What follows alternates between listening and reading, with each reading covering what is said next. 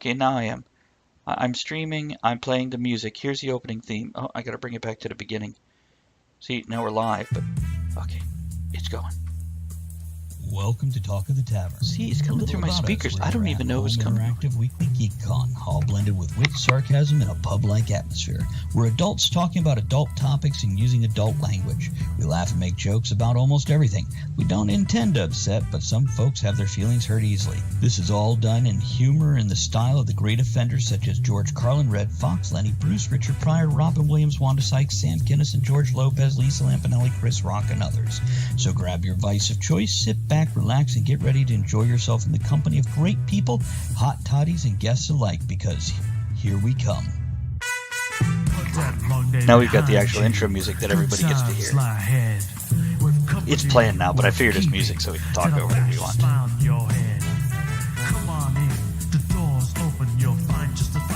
I think Rich dozed off. I can't tell.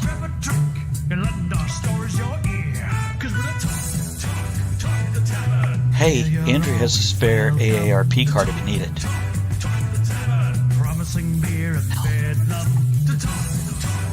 Oh, I've got to be able to pause this or stop this when it gets to, that point. Hey, Andrew has a spare AARP card if you need it. Oh, I can hear the echo now. Okay, welcome to Talk of the Tavern, Monday, March 26th episode, Fapping Poetry Jam 2. That could be TOO or the number 2. As Kevin would say, the number 2. Because it's the French fuck you. Okay, let me go to introduce people. I'm going to introduce our guest last. See, that's something I forgot to explain before we start. It's the happy drinker in the upper left is Elizabeth the Pickle Lady. What's your vices tonight?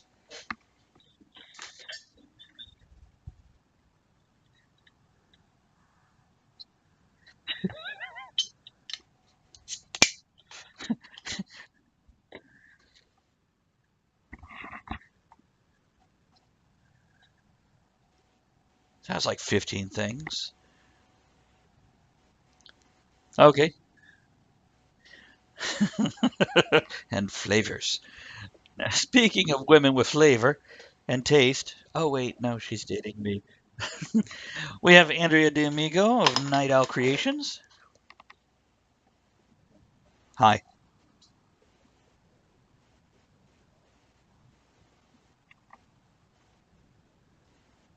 How is it?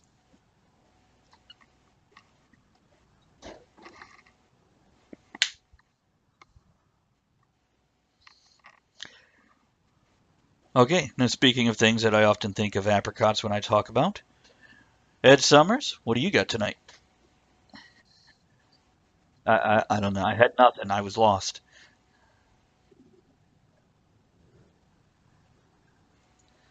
Oh, them again. Are you vaping tonight? You're still getting over your cold? I'm so sorry.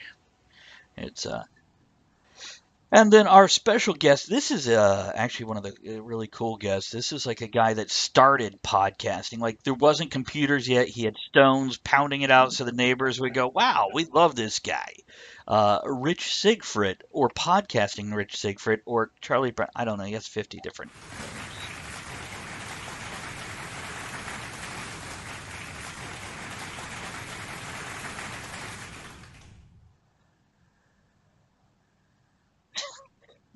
Drop them on people.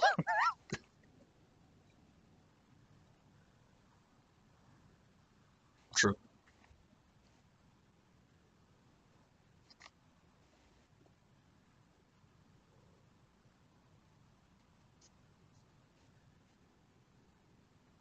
Ooh.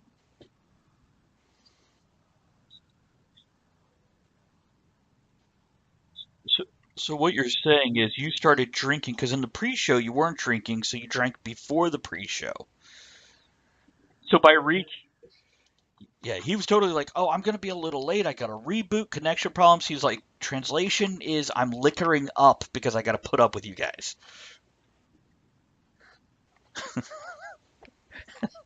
Wow, Pepsi doesn't do it. Ugh. It tasted like burnt caramel. Only hearing Travis. Oh, thank you, Von Hagner.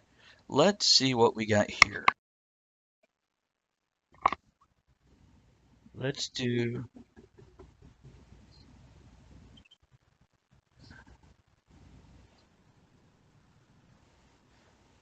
Let me...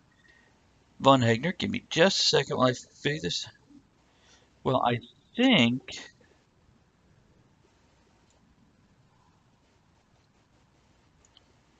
If funny, it worked.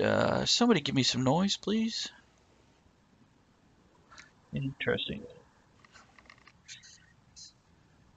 You guys got some issues. Uh,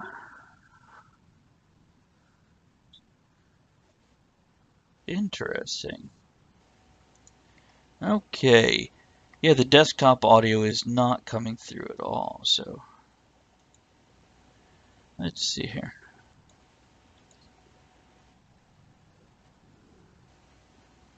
And this worked fine yesterday. Haven't changed a single setting. But that's what I'm looking at in OBS. And a minute ago it was going, so let's do this. Give me just a second, guys. Working with some stuff here.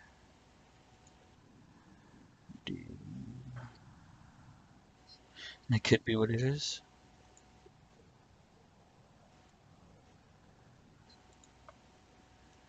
It is the joy of it. I'm like, hey, let's bring this guy on who knows all about podcasting and then make it all go like crap. That'd be a great idea.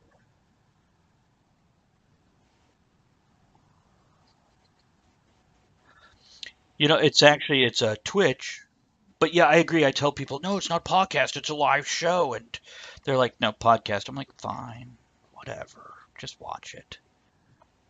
Um, Tell you what, guys, I'm gonna stop the stream and restart OBS real quick because yeah, be right back. Hang out.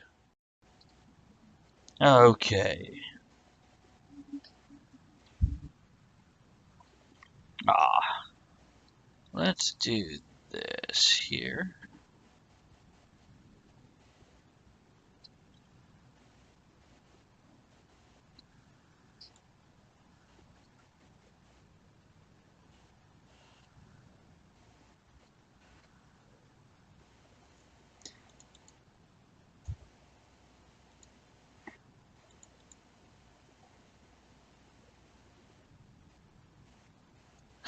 Ed, we're gonna have to go back to the old thing of just, testing everything right before the show comes on. Everybody gets that 30-second thing. Yeah, the one time we don't do it. Um, it does.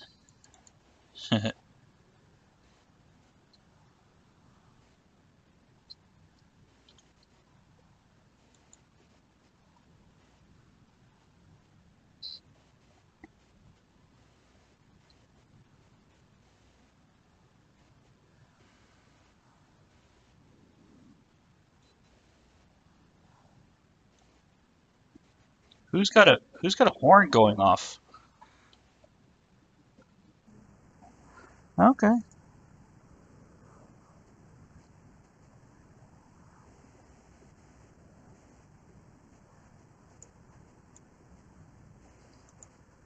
Well, why couldn't you? Okay. No. So we said somebody could start a charade so we could guess what the chat's about. We have a very helpful audience. All right. All right, let's do this. All right. Anybody, are we getting anything yet? Can you hear us now?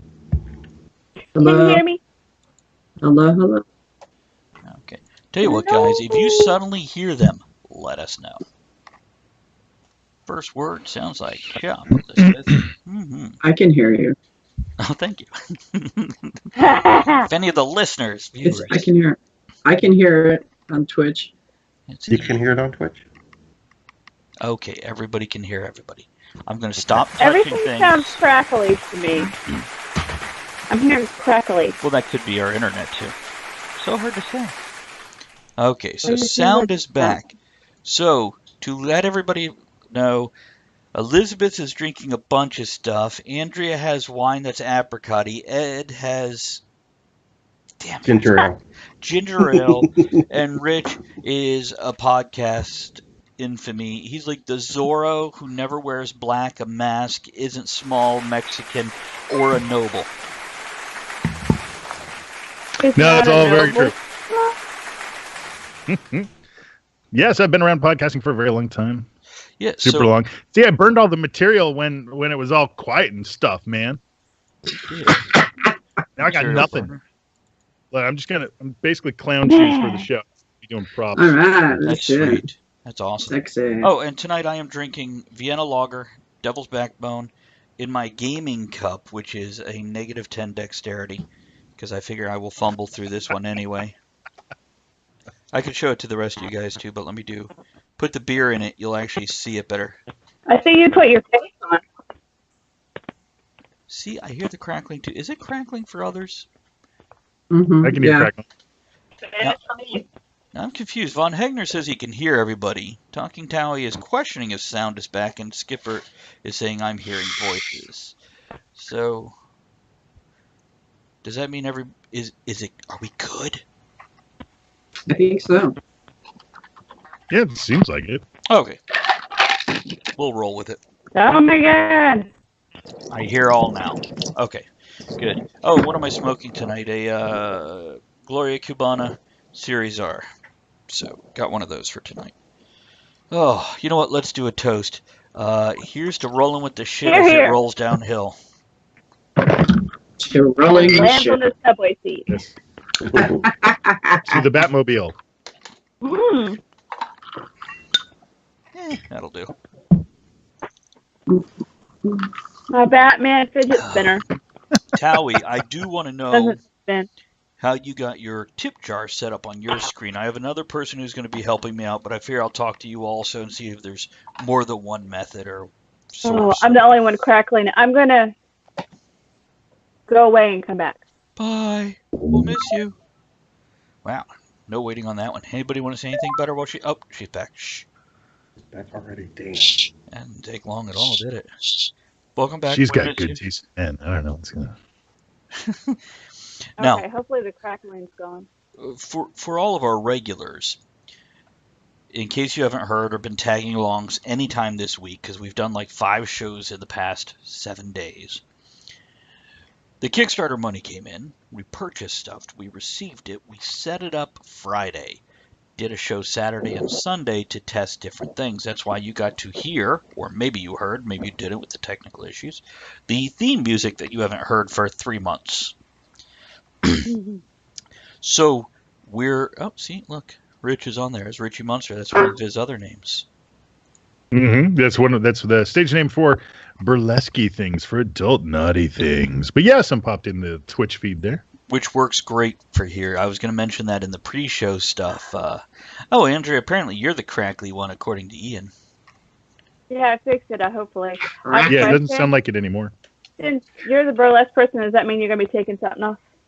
I will not be taking anything off. However, once we get into the nighttime You'll be portion of the getting show, I something might off? get a little. You're Maybe gonna we'll put see. stuff on.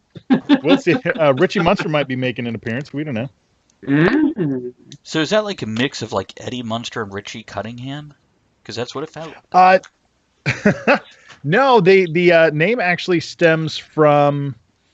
I needed a stage name, and I was going through all of the potential names, all the things that I really liked, and I'm dumb, so I needed to have Rich as part of the name, because otherwise I wouldn't respond to anybody if they were trying to get my attention. And you'd And feel so like you have Rich- somebody else's underwear on when you look. Yeah, kind of. So Rich had to be a part of it. And then as I was going through names, I was like, well, I mean, I love the Addams Family and the Munsters. And I was like, Munster. Wait a second. And if I spell it like the cheese. And so I did some Google searches, checked to see if anybody else was using that name. Nobody was. So Richie Munster, which had a more lyricality to it rather than Rich Munster.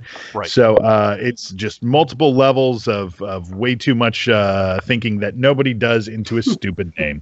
So, but no, it's one that I've used for several years now, and dig it. You know, actually, I want to ask you another question. Guys, I'm going to interview him a little bit, not because I actually want to interview him, just because he knows shit I don't. Sort of, maybe. Yes. And it's not like you can't just reach out to me at any point in time and ask me the question. So that's fine. But it's fun to do it on here. So I think it was before we actually got everybody where they could be heard. We were talking about is what we do here with the live show spread out across the world. Is that a podcast or not? Well, the reason why it's important, before I actually give the definition, the reason why something like that is important is when it comes to whether it's advertisers or using music from artists, getting their permission and stuff. Because with a podcast, it can be downloaded and cut up if you wanted to. With excuse me, a lot of streaming platforms, each ad gets that one play while people are watching, and if you've got the archive, it can still be there. But for a lot of streaming shows, since they tend to go a bit longer, maybe the archive isn't as readily accessible for folks, certainly on something like Twitch, where I think the archive tends to only stay up there for a little while. But so that's one of the reasons why it's important. Oh, okay. And there, I know that there are some, and some people will upload them to YouTube and whatnot, but then you're talking about multiple places to find the content. Right. But that's why it's important. But the ultimate distinction is that a podcast is on demand, playable on demand, and broadcast. That's essentially how the name is. There's a lot of contention about it, but for all intents and purposes, that's how the name came about. And so with you being able to download it and then play it offline, playing it anywhere, that's the thing that makes a podcast a podcast. Has to go through a feed to be downloaded, to be played at any point in time. Yep. And of course, with something that's streaming, you have to have an internet connection. Right. And so those tend to be more visually based. So most people don't really listen to them while they're driving or watch them while they're driving, because that's dangerous, apparently, unless you're a self-driving Uber car. We have a live one here, but then I upload it to YouTube and also have it on Twitch archives, which, if you take it, make all the 3-hour show into a highlight, it stays there forever instead of being removed in 60 days. Oh, very cool. That's awesome. So I know that there are ways around it and stuff. And, most people are like, oh, what's it matter? Well, the biggest reason that it matters is honestly when it comes to advertisers. For some people, and I think you should do a lot of cross promotion or cross media with your posting. If you're streaming something live, put the archive on YouTube. If you have a website, also pushing it out via podcast feed, because some people, they have a preference. For how they get their content to them. And so when it comes to an advertiser, though, it really kind of depends on what buzzword they know. Usually I like to refer to things as new media and then find out what, how they want their content delivered, because then you can specialize it as far as they know. Still hit all of the things. Buzzwords. Yeah. But I let me put it this way. About 6 months ago, the head of marketing came up to me, or about a year ago, the head of marketing at the company that I work for came up to me and said, "Do you know what a podcast is?" And I looked at her and I said, "Yeah, I know a thing or two about a thing or two. What you want to know?" And then, of course, it ended up getting to the point where I used every analogy that I have. I have explained it to old people, to young people. They've all got it. This person, I almost had to bust out the damn charts and crayons, but was able to finally get her to figure out what it meant. And I didn't have to bust out the copy of Podcasting for Dummies that I'm the technical editor on, now available on newsstands near you. Which, since you're plugging stuff, let me also... Lady Skipper wants to know, Rich, are you reading 50 Shades tonight? Now, you can do it if you could do it in a slam poetry style.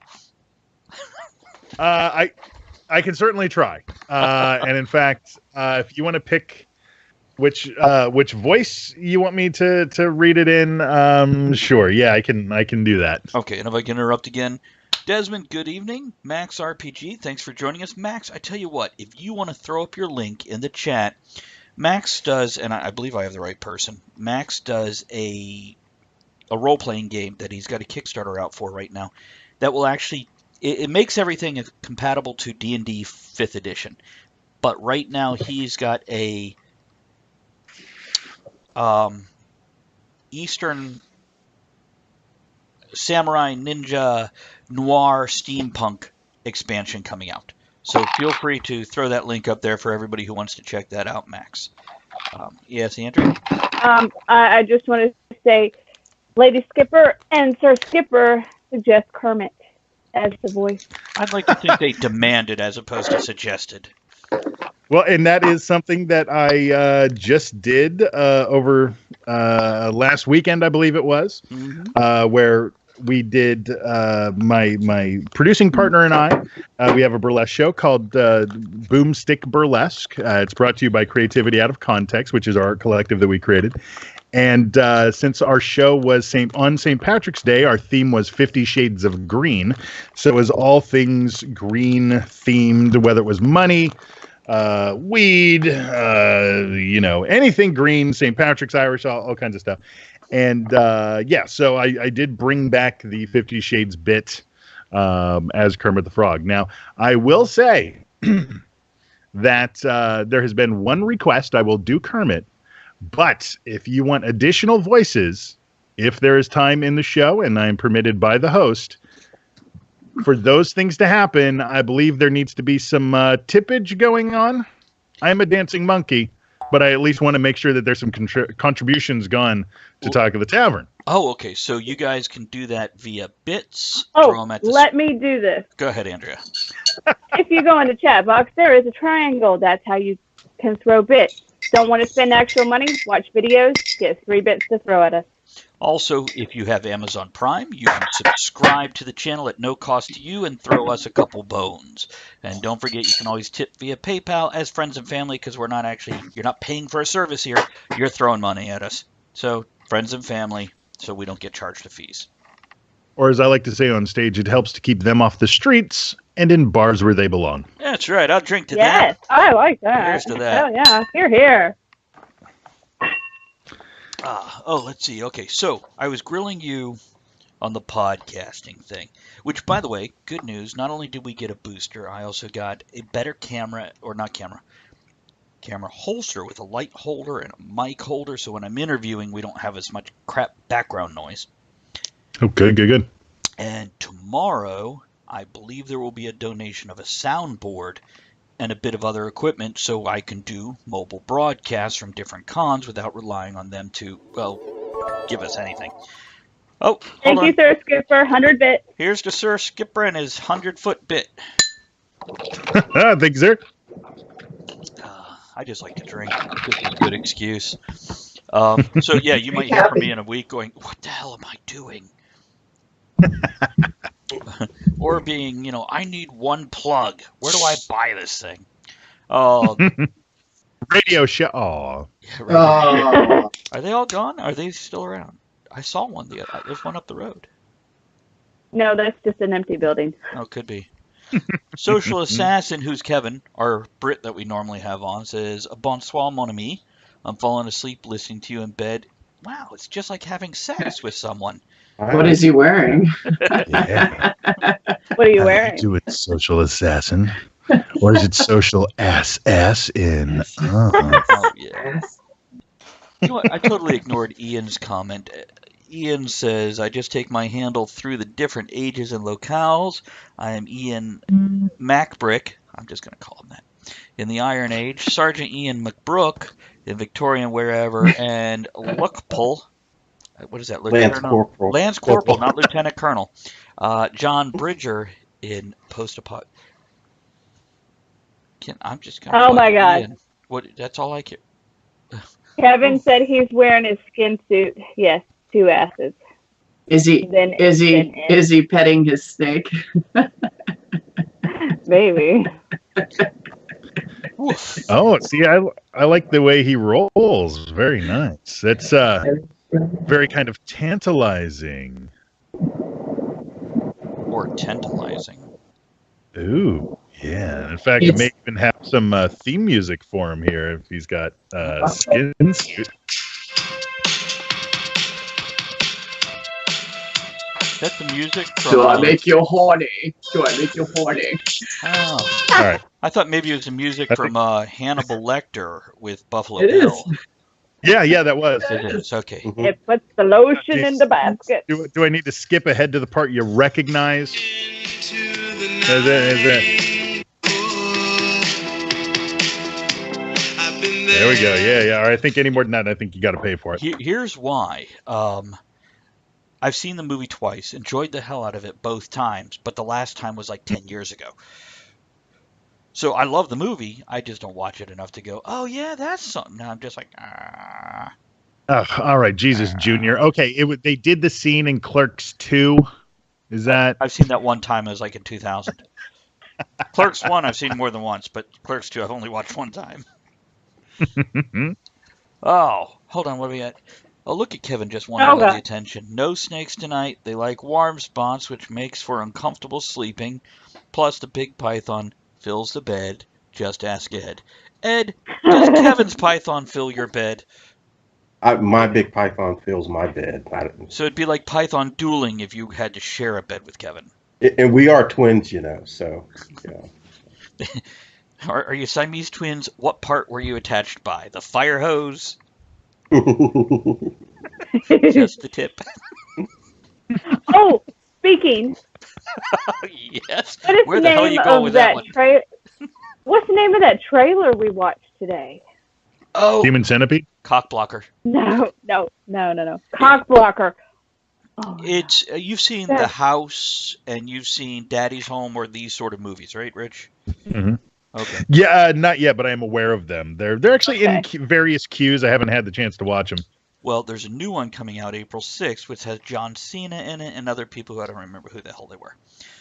Were you able to actually see him in the trailer, or was it just his name? Oh, no. It was all him. He plays a parent of a high school girl going to prom to get laid, and It's these three parents, and their kids are going to prom, and they have a sex pact. Oh, that's right. And that's the one where he gets into a drinking contest, but he doesn't realize that kids drink a little bit differently nowadays. Yeah, well, when you're doing beer bongs, yeah, we watched Red Band and the regular trailer. Yay. Oh, yeah, that's one of those movies that's either going to be funny or it's not. Yep, it's really no middle ground in there. Well, and I'm like, we have to go see this at the drive-in because I have to have commentary. Yeah, I can't go to a regular theater. I've got to talk. A little something to drink and commentary will make it 3 times funnier. Very true. Yeah. Where's my other one with the little check report on it? Hey, Elizabeth, did you get your package? Are we still talking about the pythons? No, totally moving. I did not. Okay. I did not. I don't know when Andrea sent it out, so I know what's in it, and I was going to ask about something, but if it hasn't got to you yet. No, she got it. You got it? Oh, the other one? Yeah, I got the little one, yeah. I thought you were talking about the cards. I'm sorry. You got Travis's little package. They were just shipped. Yeah, I got the narrow package. Did you get your iron bottle opener? I did. Okay. I did. I got it right here. I didn't want to spoil it if you hadn't got it yet. Yeah. Now beautiful. Thank you. We're at 1/2 past. What? Go ahead. It's cast, right? It's cast iron, right? It is. It is. It was cast in Castaway. It was cast in Wilson. Which, by the way, Rich, I don't know how well you know Elizabeth, but you both have the thing in common that you influence young people on a regular basis, which I will slide sideways and say you're both teachers, just to clear that up before somebody gets charges. I'm only kinda. I make the stuff that the teachers use. Oh. I'm not allowed around children. No, see, with me, it's the other way around. Children aren't allowed around me. Because that's creepier. Alpha, is it? Uh-huh. Creepy. Yeah, I kind of messed the kids up a little bit today. I went on about the extension of what happens when you actually smell odor and then you actually inhaling particles and then absorbing them. And when Did you mention I how got the 'em all. taste buds actually increase your sense of smell? So if you smell with your mouth open, you get more because you're actually eating the air. We'll get there. Okay, go Well, on. I just wanted to remind them to clean their computers, wash their hands. Oh, they're all freaked out. I'll be surprised if I have a job tomorrow. Sweet. Well, I'm sure there's a couple anti-vax parents in there, so you're at least saving that generation. Hey, yeah, absolutely. You can't Teach them survive, to wash. Probably The gonna- crowd got quieter. You guys anti-vaxxers? Uh-oh. No, we're absolutely. No. See, I don't say you need Vaccinate for everything. Yeah, no, I don't do a flu Even shot children. every year. That's right. Vaccinate for children, at least. Go from there. Let's see. I have a few things. Okay, hey, we're going to be stopping inviting people to Facebook events. What this means is, ironically enough, I'm going to make a Facebook event inviting everybody to it, where we're going to do a special show telling you, go sign up for the fucking newsletter so we can quit bothering you on Facebook. You purposely go, yes, bother me once a week to let me know. And I never have to deal with somebody going, can you quit sending me invites ever again? Now, this will include our live events where, for example, we're going down to Wilmington, North Carolina, Rich, in a month or so to visit a oddities museum. There's one in Wilmington? Yeah, there is. Yeah. We'll make sure you get Museum an of the invite if you Star. want. You know, that Yeah, way, maybe. even if you're like, I don't want to go with you, but now I know where it is. Thanks. Leave me alone. Whatever. But yeah, now I think pretty much everybody listening has signed up for the newsletter, or else if you haven't, you don't want it. You don't want to know that we're going on air, and you don't want to come back out. Yeah, but basically I want to stop. I'll make the Facebook event pages for a little while longer, but I don't want to have to send out invites anymore because it gets annoying. Rich, you do regular events, and you know how it is where you like, crap, who likes this shit? I don't remember. I've got too many friends in my friends list to know who wants invited. Yeah, or let me put it this way. I didn't touch Facebook all weekend. You When feel I better? opened it up this morning, I had I had 90 notifications. Yeah. That's pretty standard. It's all from like somebody who liked my page and then was like, "Oh my God, my band is debuting. Our name is Cat Puke, and we like to do Hungarian snooze metal, and we want you to come to our show. It's by the Yurt over by the train station." Like, no, shut up, dude. I don't care. Somebody I saw, matter of fact, from Bellamorte, Tony from Bellamorte recently posted, stop tagging my band in your band's event just so you bleed over onto my publicity. Oh no, that's douchey. And I've thought, because I immediately go, oh my God, have I done this with Talk of the Tavern? Because like when I post a video interviewing them, I tag them, of course, because that makes fucking sense. And I'm like, no, that's the only time I've done it. I'm okay.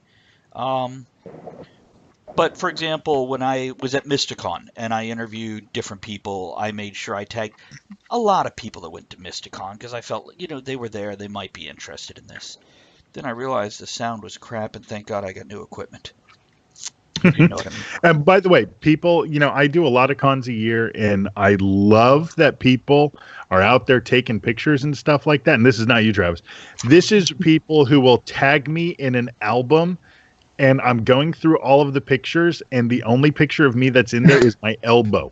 Okay? No, unless we're seeing the moneymaker, don't tag me in it, because otherwise then I have to hear about all of everybody. Okay? That's funny, because actually did I tag you in that one that you weren't in, the video, the montage? Just your I elbow. think I did, didn't I? Yeah, it was your elbow, wasn't it? But the next one you were actually in. So it was him. No, there were. And I'm sorry if that was an actual reference to It's a thing okay. from you. I don't care. Now I'm turning all red. No, that one I wanted to see because I was like, oh, hey, this is cool because like with a lot of cons, I end up working through so much, so I end up missing a lot of things. And when there's somebody like you, who I actually enjoy their company, I enjoy their mind, I want to see what kind of interests you at a convention. And when you're taking the pictures and stuff, that is really cool to be able to see kind of the con to a degree through your eyes. And so then I'm interested in that. And so I made the joke because I think Flynn was in it. Oh, yeah, he was. Because, and what that was, because I'd left a comment that, Flynn, it was from the Masquerade. Right. And RavenCon a couple years ago did this 10-year or whatever anniversary retrospective, and had pictures from all of the masquerades for each of the year and all different kinds of things throughout the entire con. Flynn was in all of the masquerade pictures, and you couldn't, I think you saw like one of my ears in one of them, my knee at one point in time. Now he's centered on these damn pictures, so it's almost like somebody cropped me out. But I think such an easy solution for this, Rich. You make him stand in the corner of the stage, and you stand to his left, towards center stage. Now suddenly, I think. Yeah. I think that's what we did as a joke at the RavenCon afterwards. But Flynn is so high energy, he kind of needs that space to roam around. Like so it's a lot easier. little bit. So it's easier for me just to go ahead and take that side and let him run around. And of course, by the way, we wanted him here also, but he couldn't come in because I think they're actually having him fixed tonight, so he quits peeing around the house. No, the wonderful Billy Flynn. He hosts trivia, much like I used to do back in the day. So he is actually off working. And if you're not familiar with who that is, the wonderful Billy Flynn and I, as well as the Flynstress, we, of course, host Geek Radio Daily, which is available at geekradiodaily.com. I actually have a bell here. I saw that. You put it on your nipple earlier. Oh, that's right. I don't think the audience got to see that, though. But now, so, hey, look, I'm totally down with throwing all kinds of plugs in there. Absolutely, and we're good with it. It's we encourage you to plug yourself every chance you get. And Des asked, perhaps you're in there because you just have sexy knees. I've been working on them. My calves are definitely the highlight, which is why I wear the kilt. But my knees, not too shabby. Okay, so we've rambled for almost 40 minutes. I guess we should actually get to slam poetry. So I want to open up tonight's topic, which we obviously are going to wander off topic often. So what do you think? Are hipsters modern beatniks with their emo whiner selves, or what?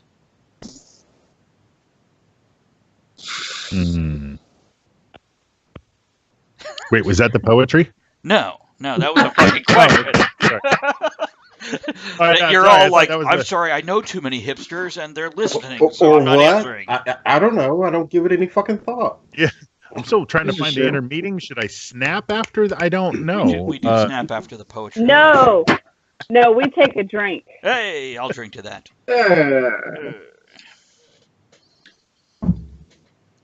Before, after, and during. Hey, good news. So Rick. What was the question again? In about 15 minutes, we're going to take a break so you can get a refill, because I see you're almost down. So do you think that hipsters are nothing more than modern beatniks? So beatniks who started out slam poetry kind of in the 60s to 70s. They were kind of emo and whiner and dark and brooding and moody. So are hipsters our modern beatniks? They were also very stylish for the day.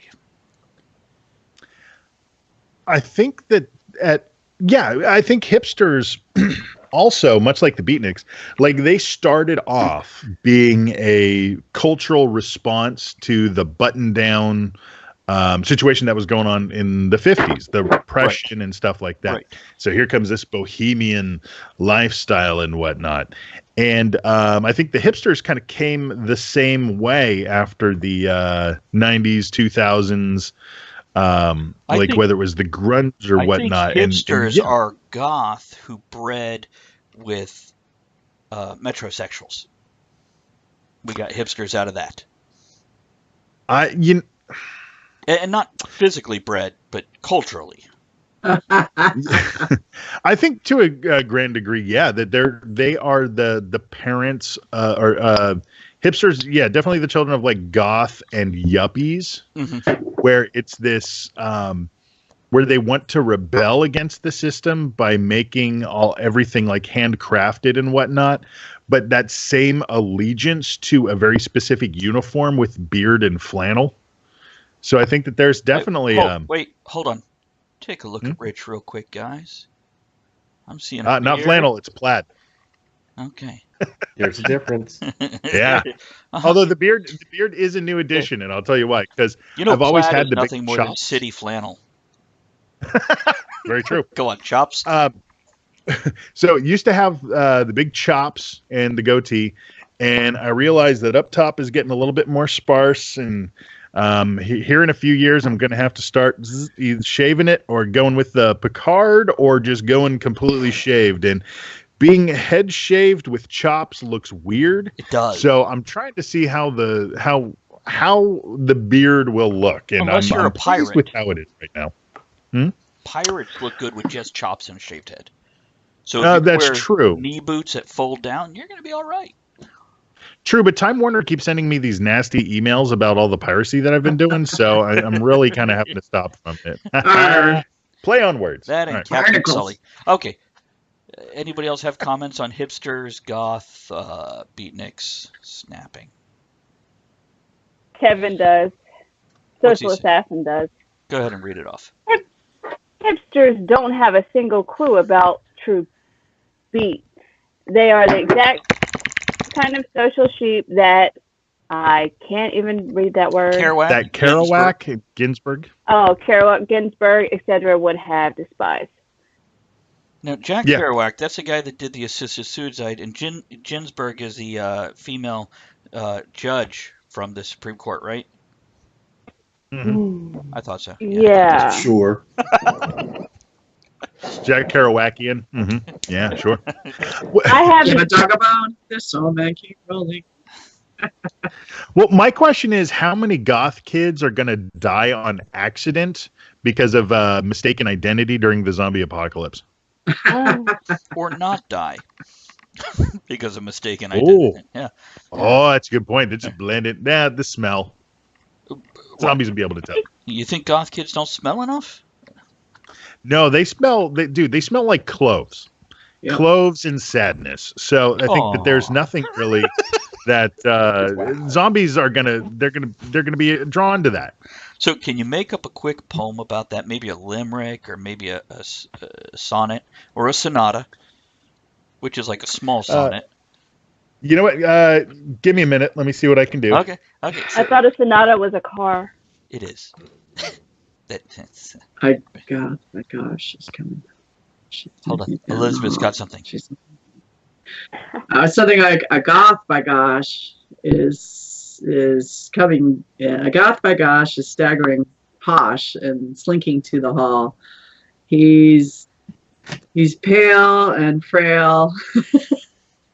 I can't remember. And sad like a snail. It's like a snail, and something else. It's just stinking around. All right, I think I got one. Okay. All right, here we go. Hold it. Go. Sad zombie, trapped in mesh like a dolphin. Stupid Hot Topic clothes. There you go. Our first haiku. I like goths. Me too. They just have, the right attitude. They're fun to dance with. I feel like they're hipsters half are just a Visigoth. They're like mopey Visigoths. Oh, not allowed to kill anybody. Visigoth. Those are the ones with the red eyes, and you got to get the drops. Great boots, though. Great boots and clothes. Hipsters to me up here, they all have the funky little dwarf hats on, like they're gonna go mining for diamonds. Okay, what is with the fucking knit hats in summer? I don't know. Because they don't brush their hair. Knit hats, so hot, but not hot. And you don't know what you do. You look like a twat. You're not a hipster. You're more like you're a hip knot. I was doing slam poetry. Do you want to? You take over. The ultimate irony with them supposedly going against society and dressing all the same is one of the huge brands that everybody's down for now is the Obey line of clothing. And it is so funny. Yeah, like from They Live. What? It's the same font and Obey. everything. Really? Hats, shirts, pants, shoes, you name it. They all say Obey on them. And it's that exact same font and everything. And I'm just like, They're trying to do like y'all reverse didn't watch the irony. movie. Yeah, but it's not because they don't get it. Right. They don't know what they're doing. It's like playing into the trap. Like, look how clever I am. I'm now in their cage, and I did it to be ironic. Hold on, I got to do what they said. Yeah, exactly. Wow. But I'm only doing it to be, rebellious against rebelling. Yeah, no, that's what? Huh? I'm rebelling against rebelling by doing what the establishment demands. Okay, I think you just described Michael P. Keating. Oh, yeah. I'm looking it up right now. Mhm. From Family Ties. Oh, Michael Keating. I see it. TheObeyClothing.com. If a zombie Oh, bites a goth, though the chances are obscured, could we then tell the difference between them and the cure?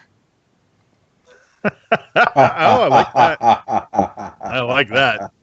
I see where you tried to like shift and get it on the next line, but it actually just. Oh, hold on. Now, whoever just put that there, I'm going to have to open That was so me. everybody gets to see it. Yeah. Right. I don't know if I got it all. It doesn't look right. No, you didn't get it all. It's just like All right. Yeah. it's like bad sex with your pants on. You just can't get it all. Let me try this one. Sorry. Really tired. Is that it? No, it won't do it.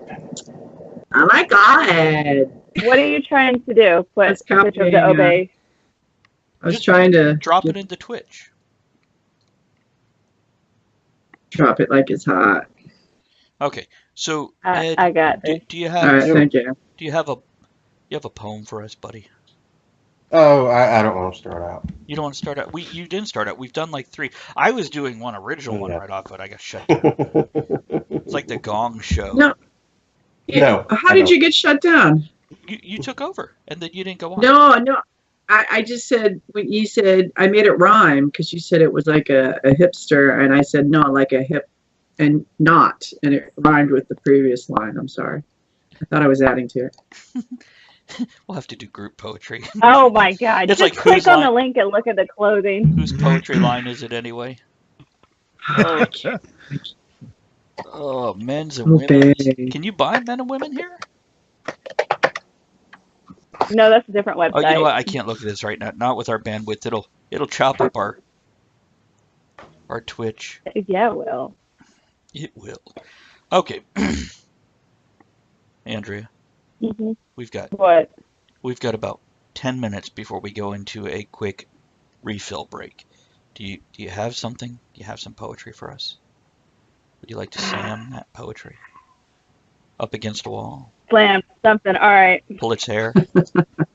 I pulled some songs off of my Pandora playlist. Okay. And I'm not gonna do the whole song because it's too fucking long. That's what she said. This is Dick Hang Low by Afroman. Yo, mom, she got one eye and one leg. I call her IHOP. You know, do your dick hang low? Do it wobble to the flow? Do you feel it? Do it feel real good when you stick it in a hoe? Can you throw it over your shoulders? Tote it like a radio? Do your dick hang low? Is that the whole? We done? Yeah, I'm done. I remember reading that in Brown's Fairy Tales when I was a kid. So he had Grimm's fairy tale. He had Brown's fairy tales. Did you write that, or are those the lyrics? That's the lyrics to a Oh song. man, that's awesome. That's I horrible. know. This is on my Pandora playlist. This is what she asked men on a first date. She's like, so, do you have a job? Why do you assume it's just the men I ask? Oh. Oh yeah, don't judge my gender because I have a penis.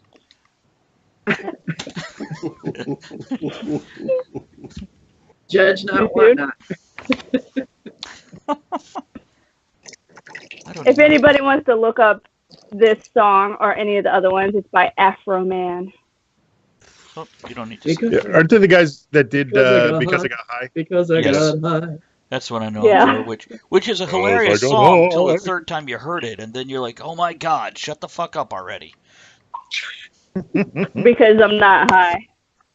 That could be. Whose fault is that?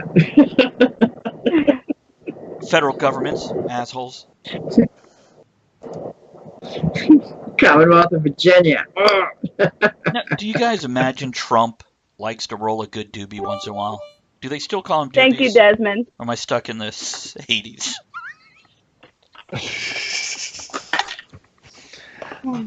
I don't think he would know because he has not rolled one himself. He's got plenty of other people that would do it for him, surely. But yeah, no, I can't imagine him actually Mellowing out. high. Yeah, I don't think he'd be able to tell the difference, really. I bet you. Where's know my mine. Cheetos? Where's I my think you Cheetos? have to be Oh wait, president. that's my though. penis. The greatest, So the wait a minute. greatest Cheetos ever. Is he like an adult Cartman? Yes, very much. What? Where's my cheesy poofs? Mommy, kitty's being a dildo. Yeah, it's basically God damn it, Mike Pence, you're a Jew. Yeah, no, it's pretty much the exact same character. What? We're going to clip that. There we go. We gotta write that one down. I have a list. Oh, that's gonna have to be cut. No. No, it's going to be a highlight. We'll take Being a it, dildo. cut that out of the show, and put it up as a separate video. Fair enough. Okay, we got comments from this. So Kevin, Social Assassin, says Colt 45 and 2 zigzags. Baby, that's all I need. Later he adds, Trump can't be a Cartman, surely, because no one respects his authority. Wouldn't that mean he can't? And Des, yes, thank you, bud. Appreciate that. The 80s, he eats burnt steak with ketchup. No, even in the 80s, even when I was in my teens, nope. No. That's a Man, that's no no. class. Ed, can you give us a little something? A Before little we something. go into this How week's much time history? we got? We've got Oh, 8 minutes, but call it 5, so we have a 3-minute refill break. I don't have any. I don't know. I don't know. While you're looking that up, you want me to read a poem? Go Yeah, ahead. That's what he wants. Yes. I was having Ed read a poem, and he's totally not ready for a whole show that we made I because kind of want to. That's right. This is from the book Egghead by Bo Burnham. I put a chameleon on a red dildo.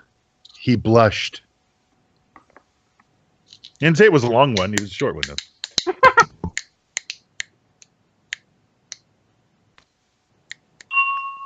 Oh, I've got another one. You're incomparable. Like, shit. Like, thank you.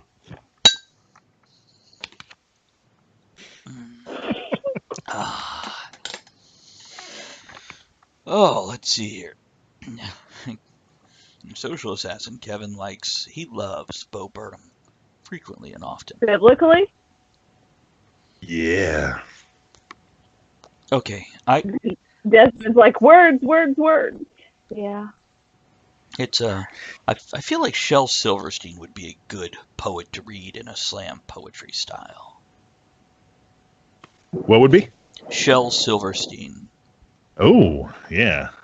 I mean, Seuss is already kind of in that I have Seuss on my lineup. style. Yeah. So I forgot to bring the Seuss book in here. I have the big fatty collection of Seuss. Fatty. Yeah, you just drew a fatty. That's funny. Well done. I just drew it. Wasn't even watching there. Oh, see, I'm not with your kids and your newfangled language. I did not know that was a Bo Burnham reference. Sorry, Des. Sorry. Bo Burnham. Yeah, words. That's the baseball player from the 90s that played football also, right? Bo Burnham? Bo knows. Sure. Exactly. Well, Humor the middle-aged seen white him- guy and just agree. See, I know who Bo Burnham is. I've seen him on the Netflix. Easy for you to say. He's on the Netflix. He's like 12 and he plays. He's awesome. I have a haiku. We'd like to hear Okay. your haiku. Okay, let me prepare myself here. Okay, here we go. Okay. Shh, this is serious. This is a moment. Okay, here we go. Penis on a train, trembling, dark, little mushroom. Can't unsee the scene.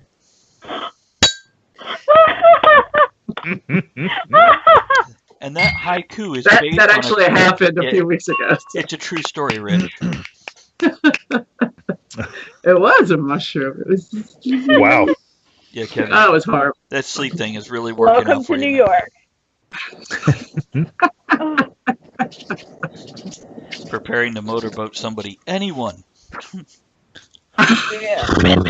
except for the guy with his little mushroom peeking out. It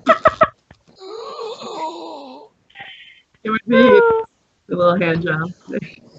Oh, God. It's okay, Toey. It's okay. It's probably better that you're lost. Yeah, Rich, she was on the subway and a guy walked through the open doors, apparently with pants around the ankles. Is that correct, Elizabeth? No, they were just. Honestly, I'm not sure how low they were because something else was holding my attention. It was just. I think they were down maybe to his knees, and he was Waddling born free. It was a very sad sight. This tiny little quivering Aw. dark penis, but it was weird because it had a white, not white, but a very lighter outline. You know where the little turtleneck is. Mm. And the rest of it was quite dark. And I remember seeing it, and I said, "Oh no!" Just very disappointing.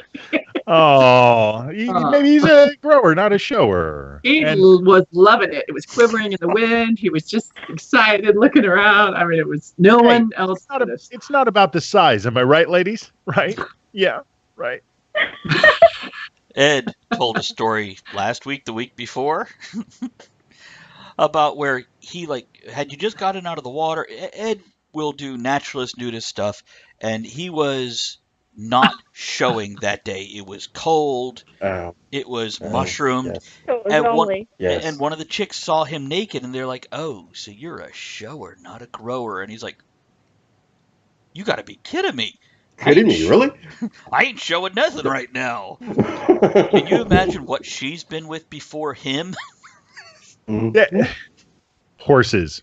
No, more like No, min pins. mice. Yeah, basically, he was all shrunken down, and she's like, "That's huge." Oh, see, I misunderstood. Yeah. So I was just like, well, that's. You were I mean, just on the black man dick, weren't you? You're just like, "Oh, I'm going there." In my head. well done, you, sir. I'm never used to it going that way in a conversation Yeah, about you're penis. smaller. Yeah. I'm sorry. No, my bad. Haha, that Welcome looks like to a the- penis, only smaller. Aw. And that was it. Oh, that was the sound. Okay. We're going to take a quick Refill break break. here for a refill, or the opposite thereof. Now, we decided, and you guys can all bail. Go run. I'll explain to the audience what we're doing. Okay. We also decided we could all get up and leave at the same time, because the only people that won't know what the hell is going on is somebody who just walks in. And they'll see you guys chatting while we're gone, and then eventually we'll show back up. So, fuck it. If we all leave at the same time, amuse yourselves. Refill your drink. Get some cheese. Put it on your nipple. We don't care. Ed, you need anything while I'm up? Ah! I was wondering if Ed was coming in the room. See, there she is. You gotta look down here. There's us. It's so tiny. I know. Actually, I You want something? I want to do the opposite of refilling. I don't think you can help me with that. Well, So when we're all gone, you guys could look at everybody's room and totally judge them. It's Here, let me make Rich's. We don't see his room a lot. So here's his room. I'm curious about this hat over here. I asked him about the woman in the window behind him. I kind of like the shape of the room, though. It feels artistic instead of just cluttered. Yeah, okay. I'll be right back. You guys keep yourself amused. If anybody comes in, there you go, judge away. And Toei, I need to know where you got your thing to get your tip jar that fills up. Your face is nasty, Des. I'm leaving.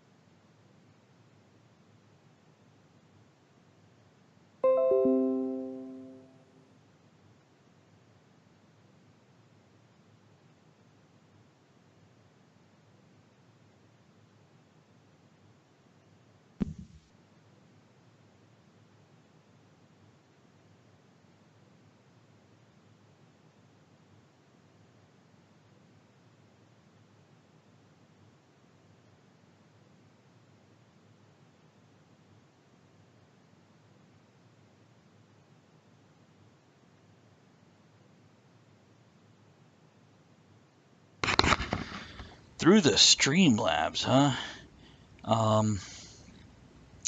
Yeah, I'll have to figure that out. Uh-oh. OBS disconnected and reconnected? Interesting. I walked away and OBS... Yeah, the stream died. So it's reconnected now. Okay, I see us now, I think. Interesting. It's like I walked away and it's like, oh, I'm going to take a break while Travis does.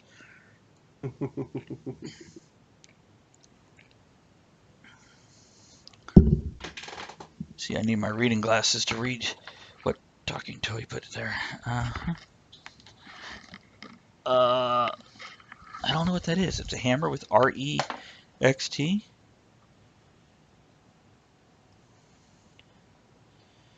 I'll pour one out for the homies that didn't make it. Into my mouth. Ugh. I don't know. Yeah, stream died. I don't know why. Oh, you know what it was, Andrea? You started the microwave. What? It disrupted our stream. The microwave shut our show down. Are we back on? Oh, we're back on once you turned off the microwave. But yes, thank you, Toei, for letting me know about the tip jar. I will have to find it on Streamlabs. Where do I look? Where do I look on Streamlabs?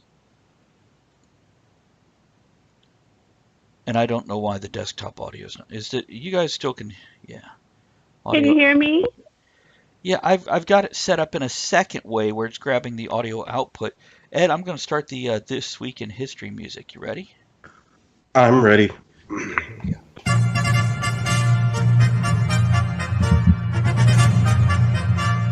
This Week in History. Yeah, hear it. What? What? I heard it. You heard? Yeah, it was echoing from my ears to the mic. Okay, Ed, what happened this week in history?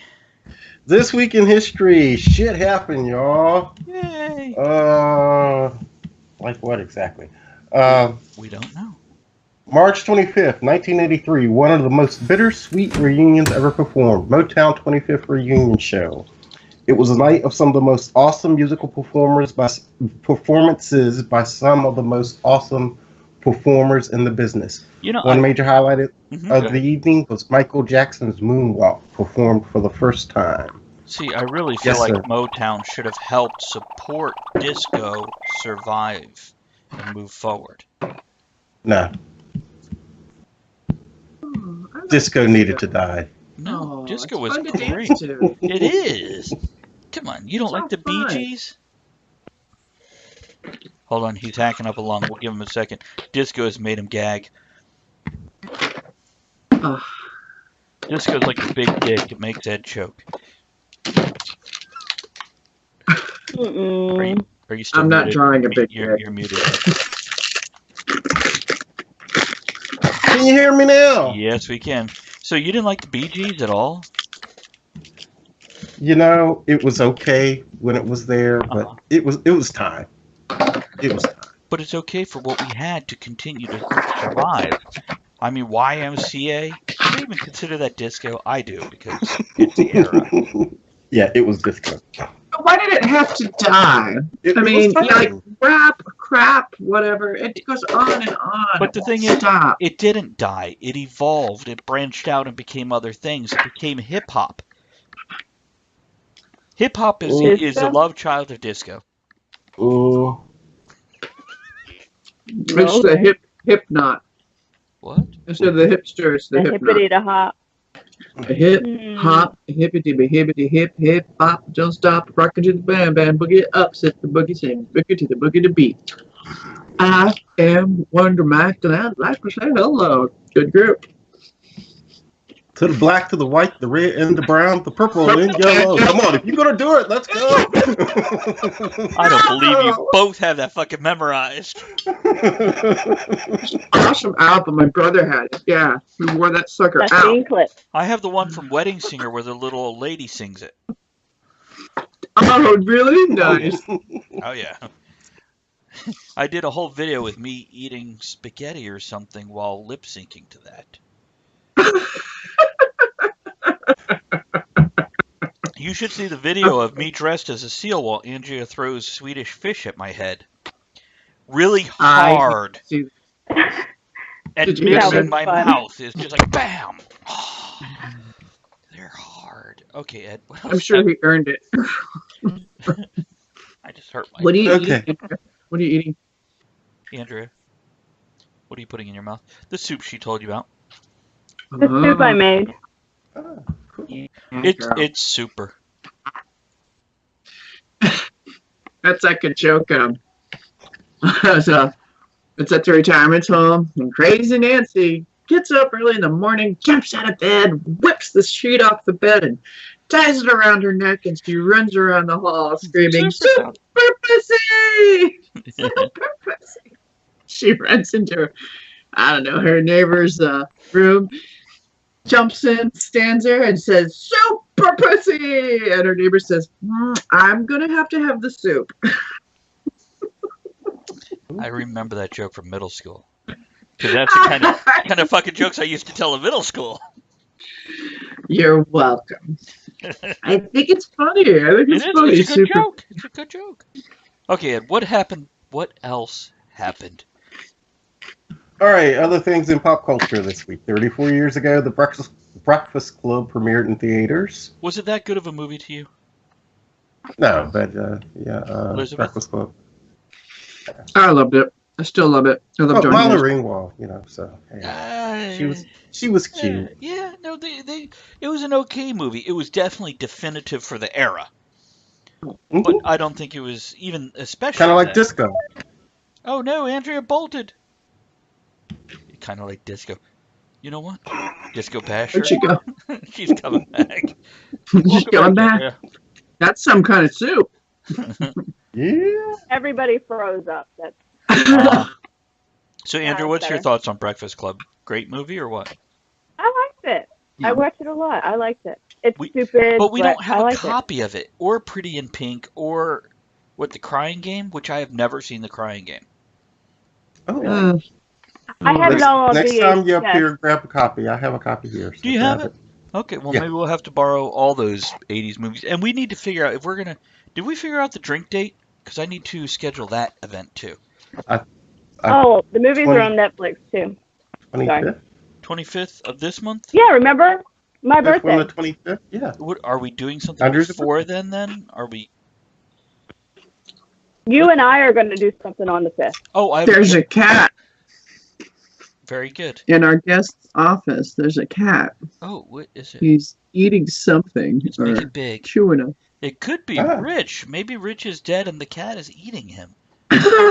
Where? Kevin says that Breakfast Club is one of his wife's top 3 favorite movies. Yeah. Where's the cat? Smartly Oh, I see done. the cat. Low budget. Just smart. Good interaction. Characters colliding. Fun.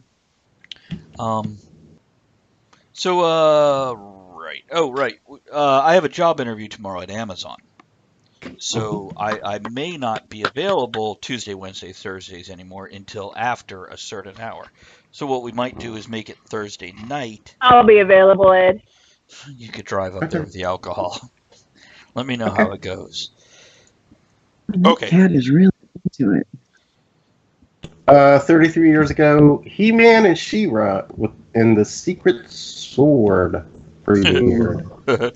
I did a video recently which has Diana from Wonder Woman in her blue dress with her secret sword or her hidden sword spot.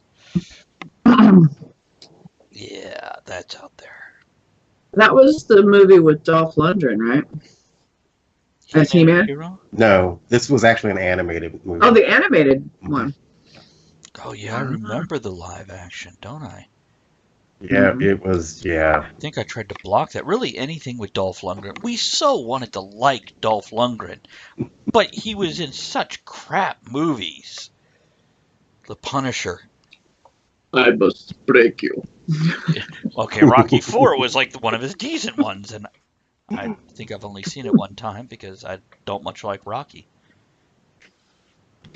I know that. Rocky IV was a music video. It was great. You see Andrea Elizabeth? That's all the. Oh, no. She's tiny. I have to make her bigger. Rubber. There she is. Just make the baloney hit in the sink sound. That's all. Whack, whack. See, I wish. Okay, 30. Go ahead, Ed. Go ahead. Okay. 34 years ago, Police Academy premiered in theaters. Andrea mentioned that the other day. Didn't Dolph do one with Brandon Lee? No, but they are or maybe he did, I don't remember, but they are redoing The Crow with, who the hell's going to be Crow? It's somebody that I'm like, what? He had a wiry build, not that Crow reboot. Let me Google that Is shit. it Beyonce? It could be Jack Black. Beyonce. Jason Momoa. Yes. Oh, that's right. I'm like, let's see. Yeah, Jason Momoa is going to be the Crow, and I'm like, He's too buff to be the Crow. that's what I'm thinking. He's too, yeah, you need a wiry guy. I don't know. Maybe though. Where the hell is Rich like coming over here to be on air in the office or something? Maybe he wants to knock off a slice. I think he's coming back Oh, because the hold on. cat quit doing what it was everybody. doing. Shh, he's back. Relief. Everybody freeze.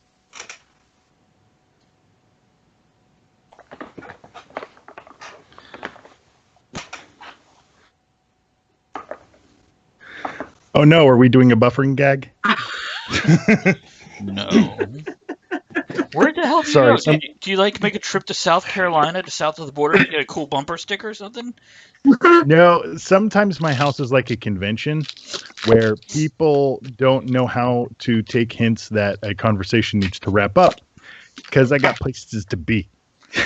Gotcha. Your cat was up to something at a box behind you and was very interested in rubbing on it or eating it or something. So I thought Yeah, I'd let It's like the cat paddler. yeah, that's Cat Smith. He gets very curious about what's going on. The cats normally aren't allowed here in the office, partially because it's a giant wreck right now, so I have to organize. But no, they like he likes coming in here and kind of checking things out, and then he just was leaves. up to no good because he took off when he heard you coming. Yeah, because normally when I come up, I shoo them out. So I've got 2 cats. Got Cat Smith and Maxie, short for Maximum Catitude. And that's not tattling, Travis. You know, which teachers are outnumbered by children, so we have to inform each other. Otherwise, someone will get shanked. Form. The, No, you when I are walked in, informer it's like- then, not tattler. The? I did get to say the other day to a student, "You're not my friend," and they were, "Oh." I have a video on it's in that little circle that batters go in before they bat, whatever that fucking circle's called.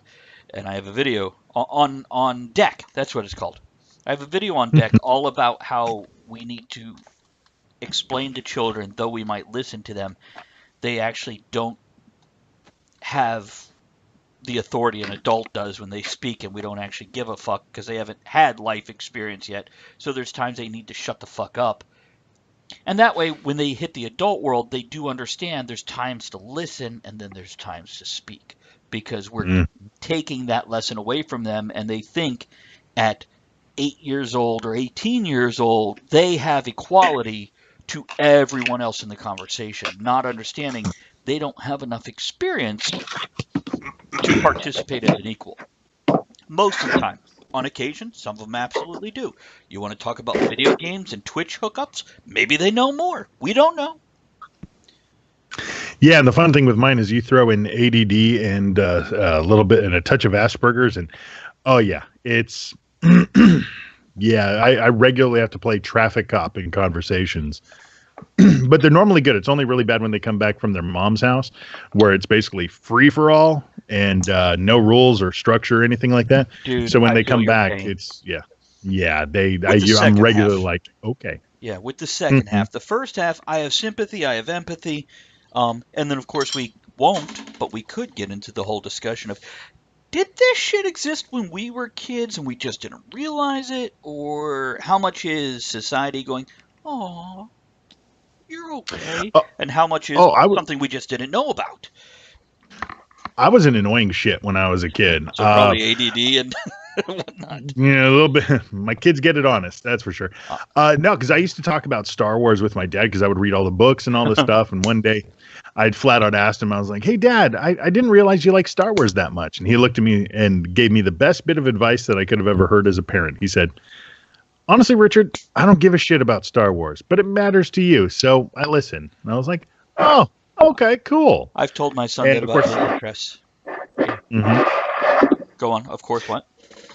Sometimes it bites you in the ass when you're sitting there having to listen about stuff that doesn't matter and is dumb. But, you know, you still listen because it matters to them, so they're learning. But, yeah, having to occasionally drop the, okay, it's time to shut it down, kiddo. So that way they're not actually stepping into territory that could get them in trouble, but giving them that little bit of leeway for conversation, right. But also acknowledging like, nah, you don't interrupt adults when they're talking. You get somebody's attention and then wait your turn once they acknowledge you. That's what I tell adults too. And by the way, you've seen me. Go ahead. I'm sorry. You've seen me at a convention where I'll have people just come up and they'll like, hey, Rich, blah, blah, blah, blah. Like, hold on a second and let the person finish their point that I was talking to. And then like, okay, what's up? Right. Yeah. I've also got the perfect out at cons when you have to be somewhere and somebody won't shut up. And that'll be, I got to be somewhere. I'm walking away. I'll talk to you later. And I turn to walk away in mid-sentence because, yeah, I'm done. I've got to go. And if they can't... Sometimes, most people keep their phone on silent. I certainly do. Of course, other people won't know if you actually do. But we're like, oh, sorry, I got to take this. Hold on a second. And just kind of walk away, have the conversation. Like, I'm really sorry. I got to take this. I'll catch you later. But yeah, and it's certainly at a convention because I'm always so busy that I got to go do a thing. I'm sorry. I've got a panel. I've got to prep for a thing. I got to go see somebody. Yeah, so you really didn't want to talk to me. I see how it is. No, because that's the tricky part about when I tell people that little trick, because I've done it to everybody at some point in time. And if I'm talking to you about it and dropping it, it's because it's happened legit, not right. as shenanigans. Well, you've talked to me enough. You realize you could absolutely go, I'm done. I'm leaving. And I'll be like, see ya. Yeah, I feel bad about doing something like that. It just makes me. Ed, could you keep it down? We're having a conversation here. That it really makes me uncomfortable. This is his bit with This Week in History. You came back in the middle of This Week in History, Mr. I'm gone for like sorry. 2 days. I'm sorry. Please, Ed, continue. You missed the Oh no, I was Breakfast just Club and going to disco. stop talking and walk away. That's all. Well, it works in real life. It works in cons. Ed treats people like that at work. They just slowly turn away and wander away while the person's still talking. That works too. They're just like, Then they follow you. Oh, hold on. Yeah, we got Thank you, Toey. Thank hey, you. Toey, for this week. 25 for This We're Week in halfway through. History. Here's to you. Okay, Ed. We've got a cheer for This Week in History. Let's go on. All right, 27 years ago this week, Teenage Mutant Ninja Turtles 2 Crap premiered. movie. Oh, Part 1 was okay. It had Vanilla Ice in that one. And go by the way, Ninja, go Nice. Ninja. Go. I didn't even remember that. I like the Go new Ninja, ones. go I don't Ninja, care they go. look like black guys in turtle shells. True story. Yeah, they shouldn't have noses. That is weird. Well, you know, they could have the I'm slits. talking about black people. Yeah.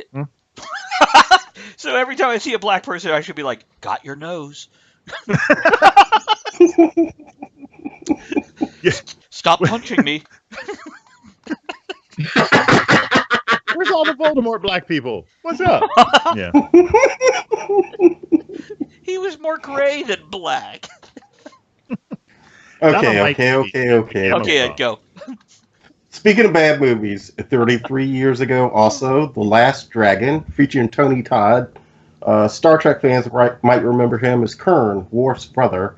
He Yeah. appeared in the movie as Sho'nuff. And that horror movie with the honeybee guy. Yep, that was him also. Yeah, The Candyman. Candyman. Candyman. Right, not Oh, Beatniks. Candyman. And most recently, he was the voice of Zoom on The Flash. He was. He does have a good voice, doesn't he? Oh, he's got that big old deep voice. Yeah. He was at Mysticon last year. You know, when we Not look, the most recent Mysticon, the one year before. when we look at He's our a sweetheart. good voices, we got James Earl Jones, Tony Todd. What's his name? Who played Morpheus? Andrea? Lawrence Fishburne. Once Fishburne. Can we finish history? No, Sam Jackson. In White Guys, we got Sam Elliott and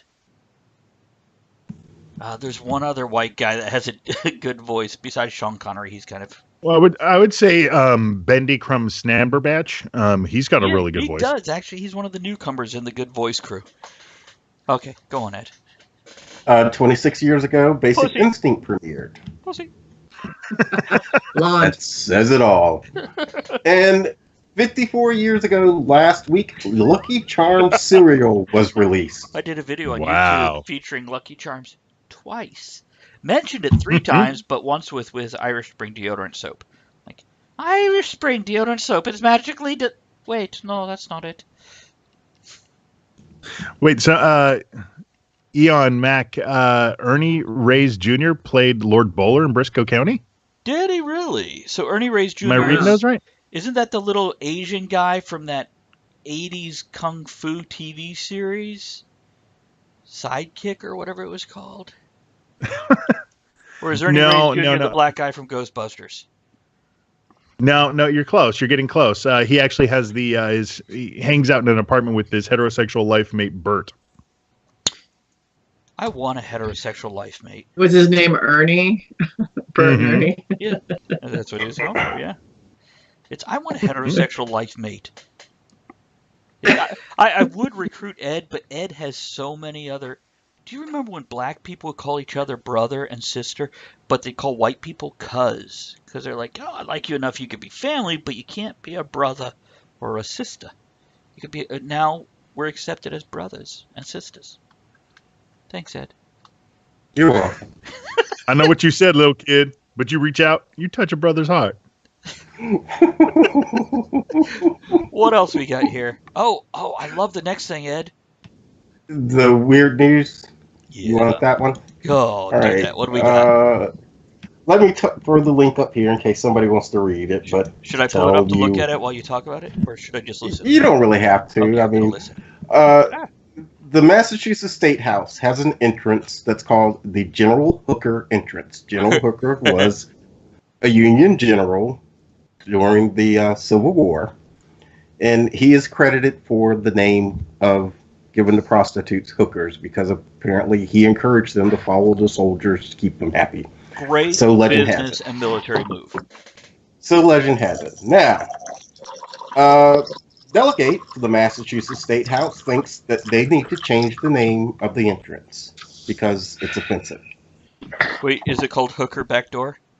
No, it's called General Hooker's entrance. I think we could call it a Hooker's Backdoor.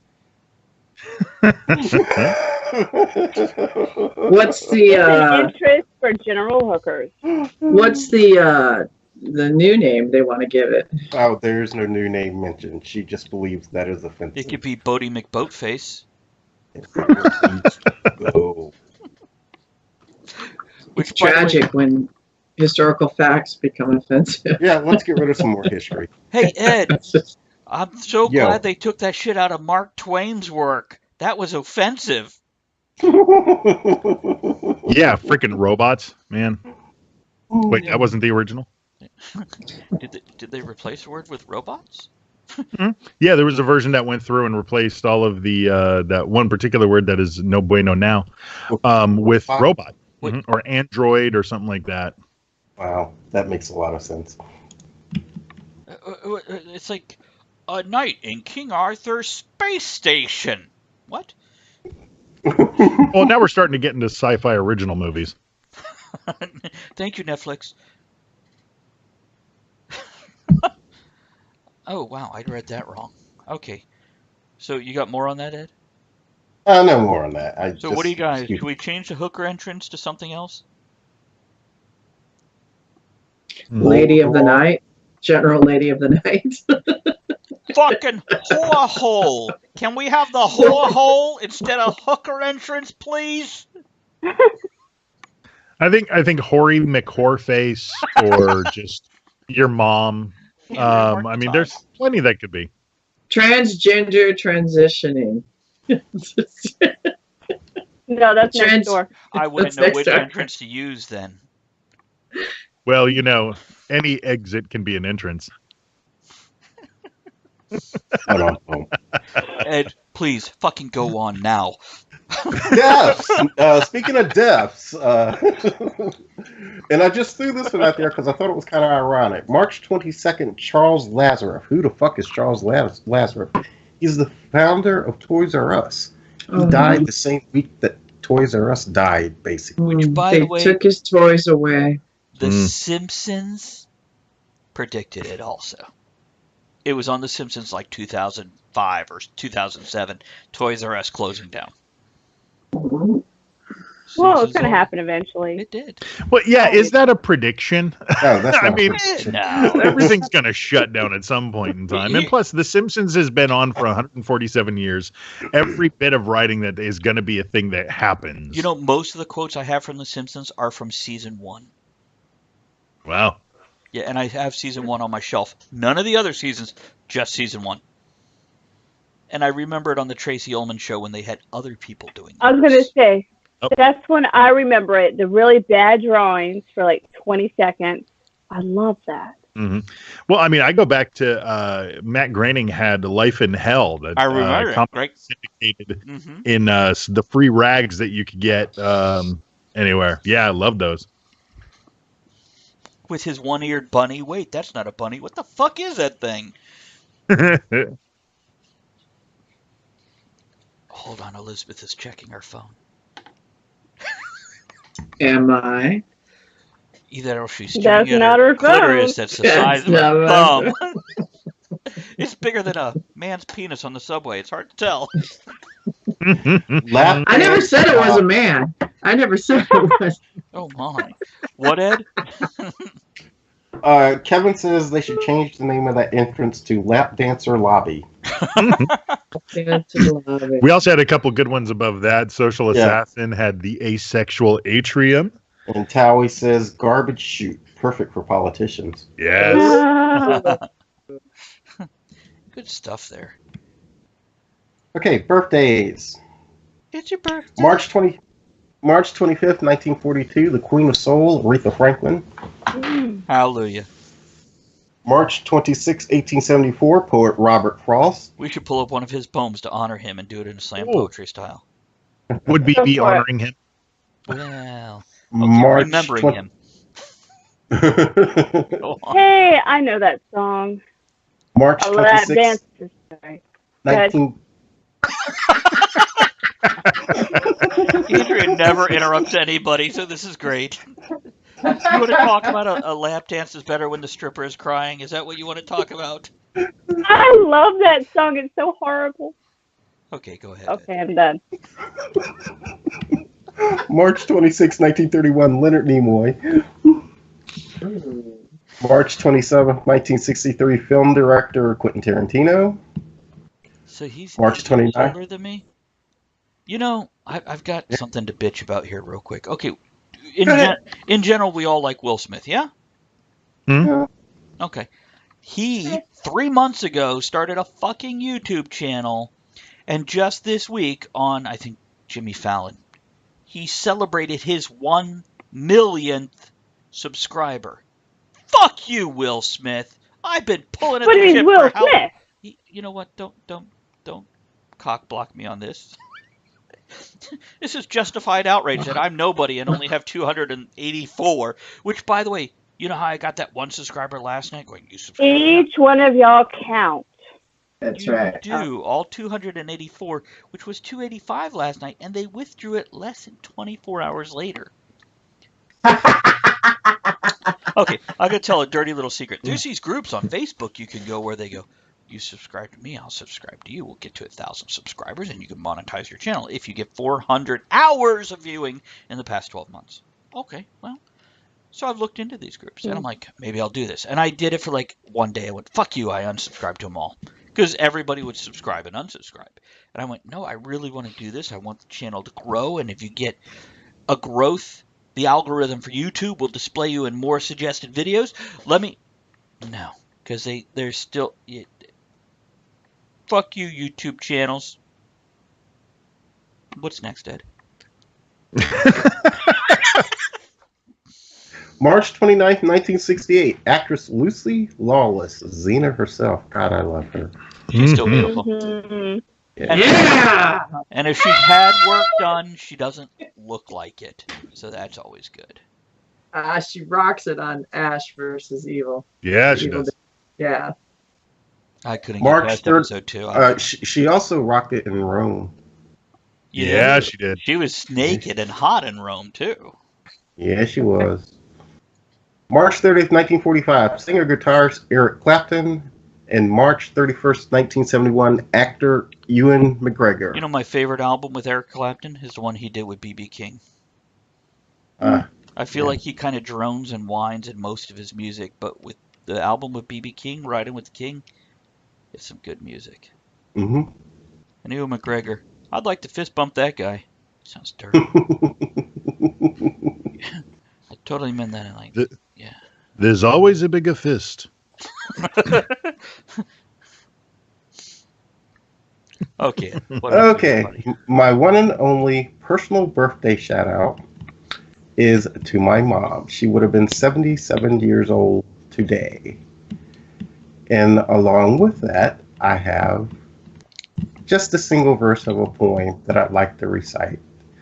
And because when she was on her deathbed, when she had her burst of energy, she wrote down all four verses of this poem from Ralph Waldo Emerson and asked the nurse to give it to me. Oh. So in remembering her, I would like to recite the first verse of this poem. Goodbye, proud world, I'm going home. Thou art not my friend, and I'm not thine. Long through the weary crowds I roam, a river arc on the ocean brine. Long I've been tossed like the driven foam, but now, proud world, I'm going home. Love you, Mommy. Hey, here's your mother, buddy. Cheers. Yes. Man, she made a fucking decent human being in you. And hey, I got through all of this week in history. Okay, I've got some birthdays. Before I go into my birthdays, anybody got some birthdays you want to give shout outs to? Okay, moving on. Kelly Hall, sister to my first co-host, Christopher Hall. Happy birthday to her. Reverend J.D. Hadland. Benton Spiker, who we saw at Mysticon. Jessica Starr, fellow con-goer, fairy, and musician. Alexander Siv, fat boy extraordinary. Michael McDonough Jones. Joe Harris, fellow cigar smoker and podcaster out of Atlanta. Great guy. Chipotle de Liqueurs. Michael Seamus McGran, who runs the Hampton Steampunk History Museum. Brennan Coons, guitarist for a steampunk band. Devin Claire McLaughlin, fellow author and steampunk writer. Teast, who has a birthday party this weekend. This weekend? Next weekend? I don't know. Katie Cat. Yeah, this. Okay. Katie Cat, where I first heard the Meow opera at Steampunk World's Fair. And which no longer exists. And Stephen Sranich, who I have never met, but love the hell out of his Facebook puns and posts. Happy birthday, everybody. Happy birthday. Here. Happy birthday to you. Okay. Yeah. Hold on, what do we got here? Social assassin, Lucy Lawless character in Spartacus should have been called Mechana because she made my nuts tighten. That's right. It was Spartacus, not Rome, that she was in. No, she was in Rome. No, she was in No, Spartacus. she's in Spartacus, It's Blood and Sand, right? Yeah, it was all Did I three. watch that? I guess I did. It was a long time ago. That was like 10 years ago. Let's see here.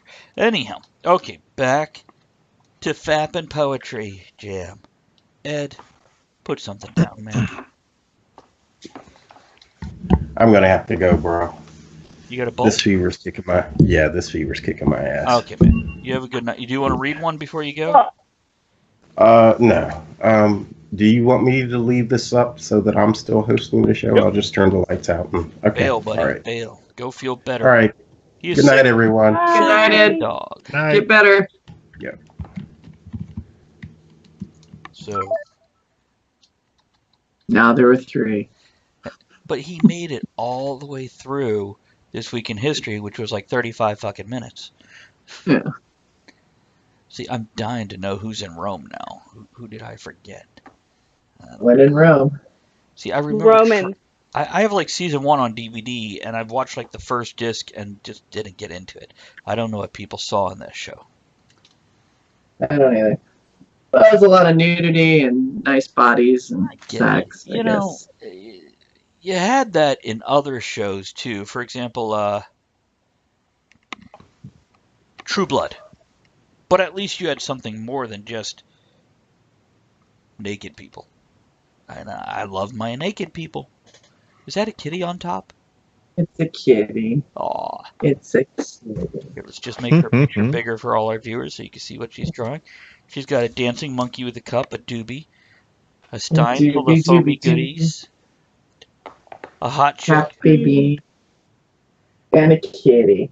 and a kitty. I thought instead of writing words, I would just draw topics that we bring up. I'm having a real time. I don't want to draw a penis. There's just so And it small. keeps coming up. The subject keeps I see arising. what you did there. It keeps coming up. Oh, hold on. Let me go adjust OBS now that we've got a different amount of people. There we go. Okay, OBS adjusted. Okay. Oh, hold on a second. Let me pop over here. We got some commentary. Talking Dowie loved Rome. Never watched Spartacus. Rome was all about the history with incidental nudity. Spartacus, according to Social Assassin Kevin, exact opposite. See, and I love a good nude scene, but I don't like gratuitous nudity. Or actually, I don't like gratuitous sex. You could have them be naked through the whole damn thing. I'm okay. But to just have, look, we need to show sex.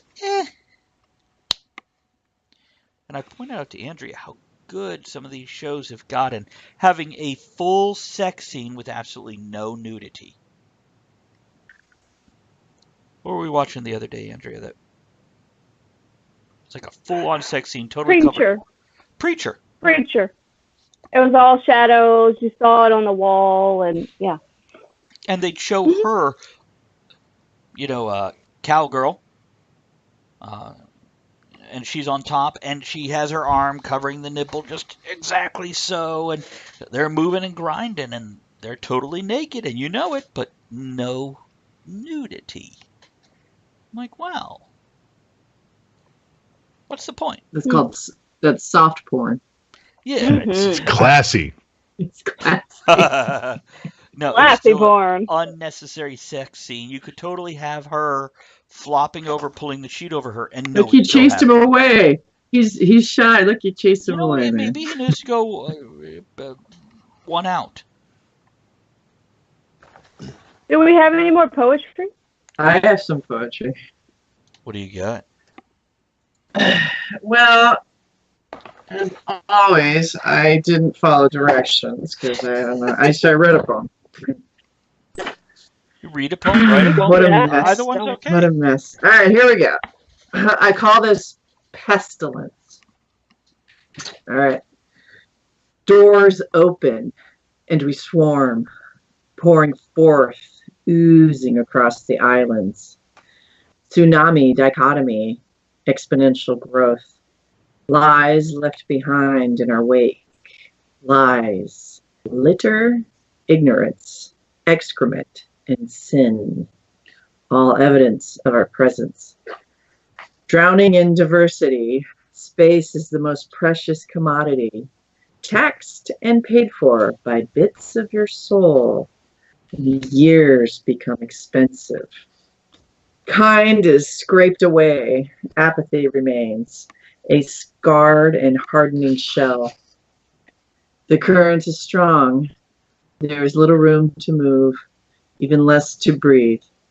The only freedom is the flow, forward, onward, without a change of course, without a descent. Only room for regrets. Are you seeing a therapist? It's living in New York, baby. It is. It's, I lived just outside of the city. And Andrea, thank you for that. Here's to you. I lived in Westchester County, Pelham, New Rochelle, Portsmouth, Mamaroneck, back in 88, 89. And when I got back, now my brother is 16 months older than me and was always a foot taller and 60 pounds on me, and he used to beat the shit out of me. And when I got back from New York, he was like, "You're an asshole now." And I'm like, "No, I just don't put up with your shit anymore. So you think I'm an asshole." But New York, they're not mean people. They just don't have time for your shit people. And you lose a lot of that give and take that normal society has in New York because they're a little brusque. Everything is the volume is turned up, and it's just a whole lot of it unending. It's like watching a YouTube video on 1.5 speed. So that's poetry. I tend to write pretty intense stuff. So there you go. I will download some lyrics and then do it the right way. No. This is the right. There's no wrong way to do this. Poetry is what speaks to you. I just don't want to write anything. That's why, During my God, I freaked out. I had to write everything like down the train. Oh crap! I gotta come up with something. See, I just wrote something. What'd you write?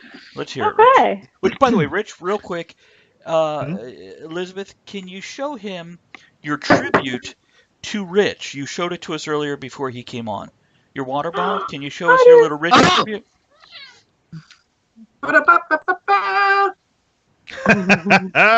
Every season starts with dicks. That's for you, Rich.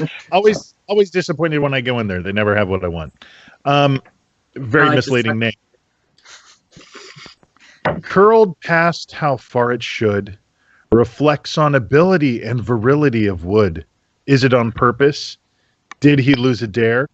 His upper lip would look less douchey if it were bare. Was that about me? I feel like that was about me. No, not yours. Yours is fantastic. I love you. Yeah, good save there, jerk.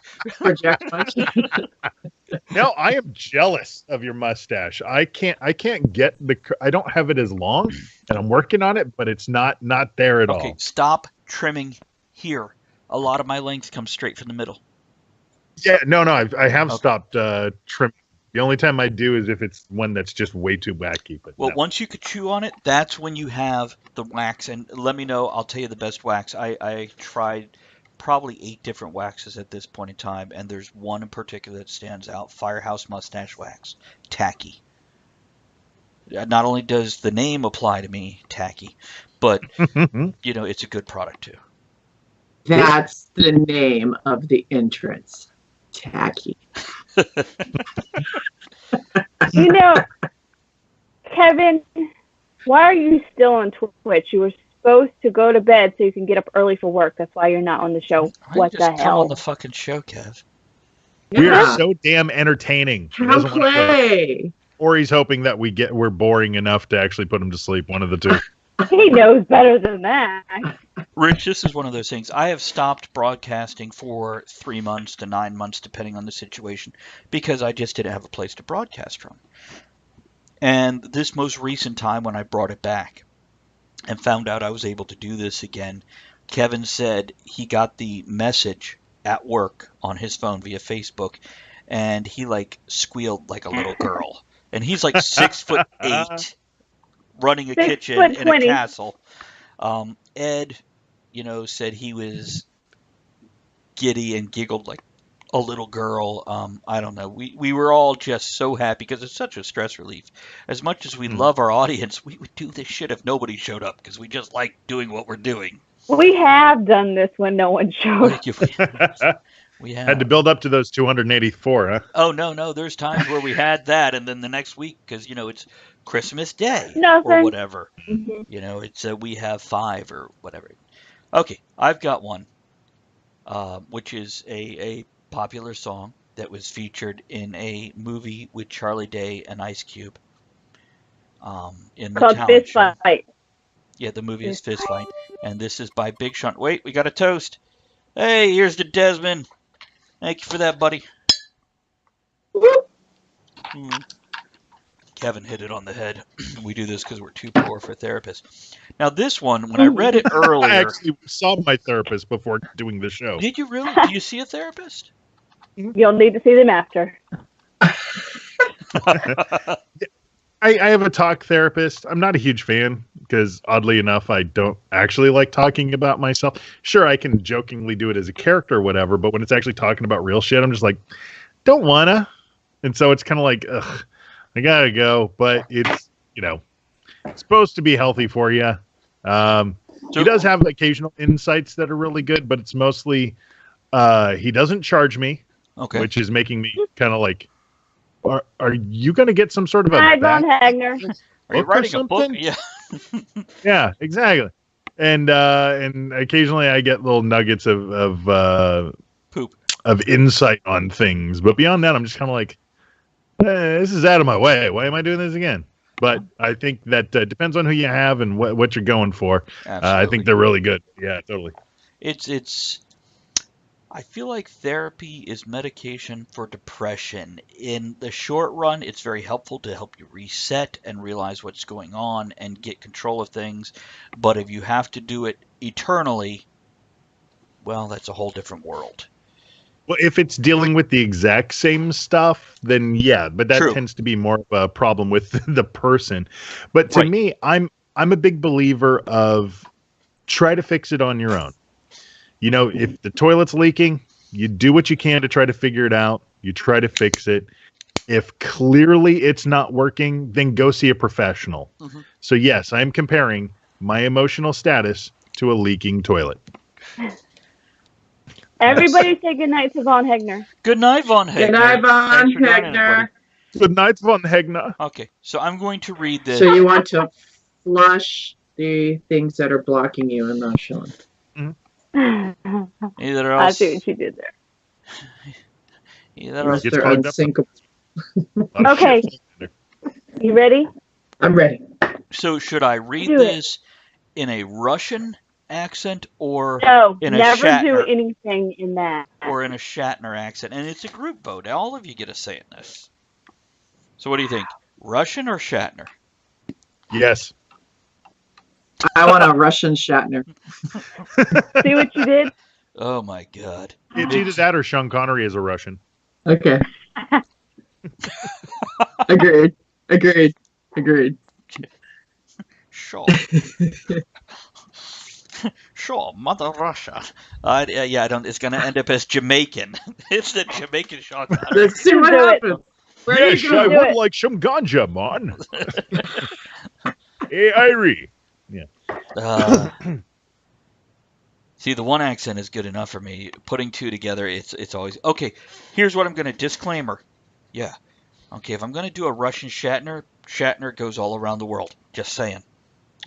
No, see, what you're missing is the easy way out on something like that is you do Shatner, but then just throw in Russian stuff, like saying the word comrade Did you and say replace douche W's with E's. Antner? Yeah, douche Atner. That's his. Okay. Look, that was before he This is a adopted the Russian name. stage. No, I get it. Okay, from Big Sean, I don't fuck with you. I don't fuck with you. You stupid ass bitch. I ain't fucking with you. You little dumb ass bitch. I ain't fucking with you. I've got a million trillion things I'd rather fucking do than to be fucking with you. See, it don't work. It's a direction. We just do this.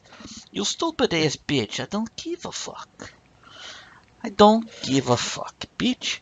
I don't give a fuck about you or anything you do. I dedicate this to people I knew in my past. Not necessarily married to them, just saying. I hear you got a new man. I see you taking a pic. Then, post it up, thinking that it's making me sick. I see you calling. I be making it quick. I'ma answer that shit with, I don't fuck with you. Bitch, I got no feelings to go. I swear I had it up to here. I got no feelings to go. I mean, for real. Fuck how you feel. Fuck your 2 cents. It ain't going towards the bill.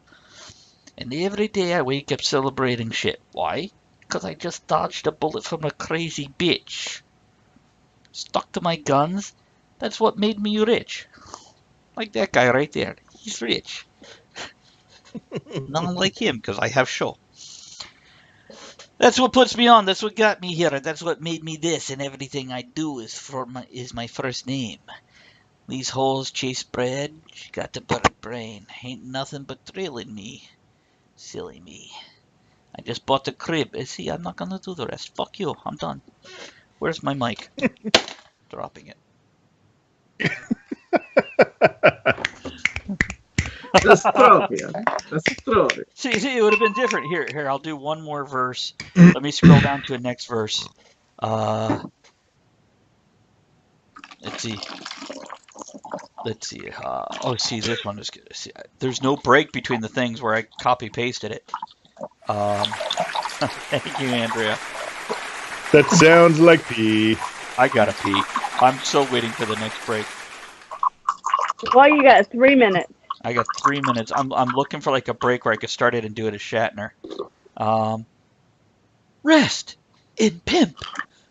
Pimp C, underground king of the South. Raise my styrofoam up and pour some drink in my mouth. Why? So You always coming round with bad news. Say you want me to win, but hope I lose. Fuck.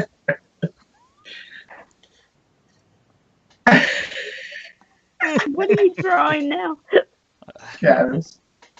Oh, that's funny. What? Oh, God.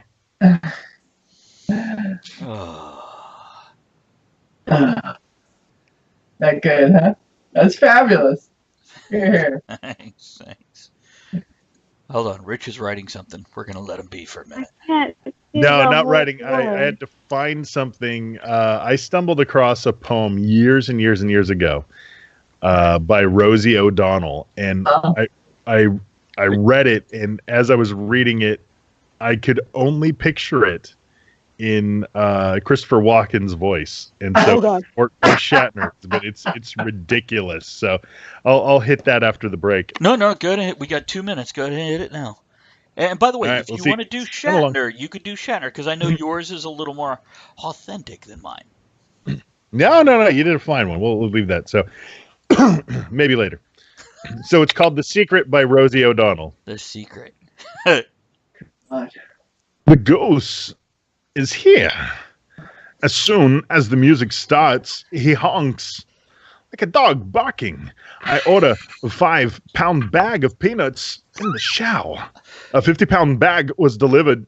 Typo? There are no accidents. The peanuts are for the squirrels. Thank you, Steve. We attempted to make peace. I'd hated them so. Had wonderful bird feeders a decade ago. My ritual of feeding seed-specific mixes quite elaborate, too. Attract the kind of winged one. I wanted perfect bliss. A baby, a high chair, the river, and a yard full of color. Flapping free, whose life is this? I think daily when they arrive, great erratic-looking beasts, stealing all my stuff. Criminals, I shoot them. I koosh balled them. I threw an orange or two. No matter what. There they were, ruining it all.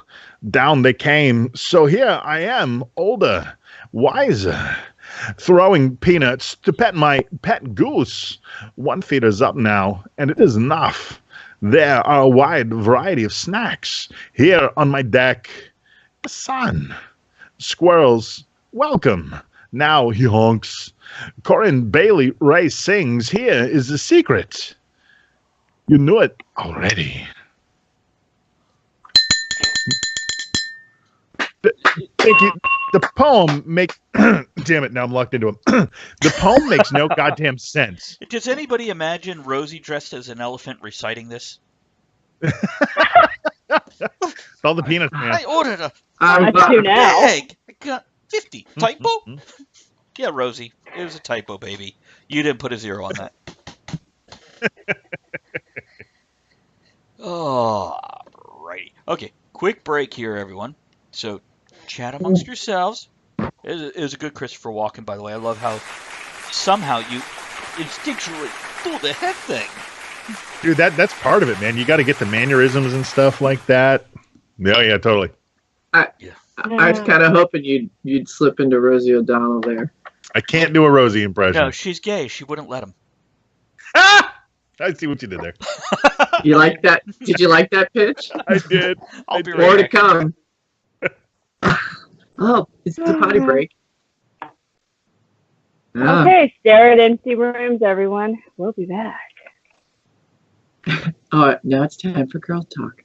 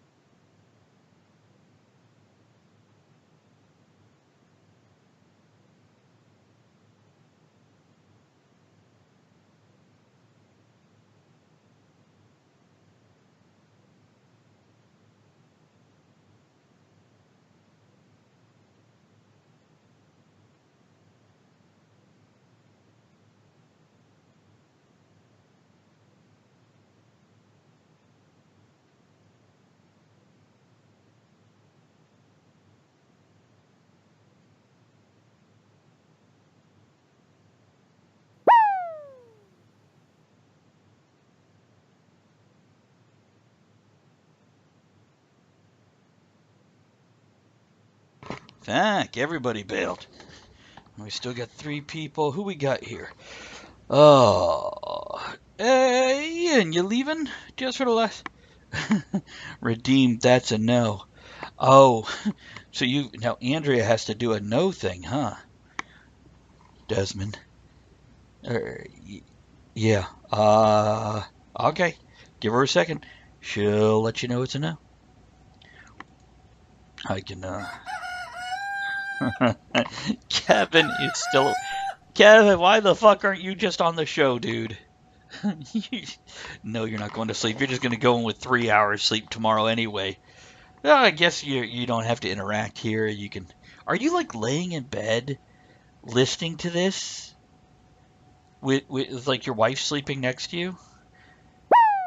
Oh, a dad joke.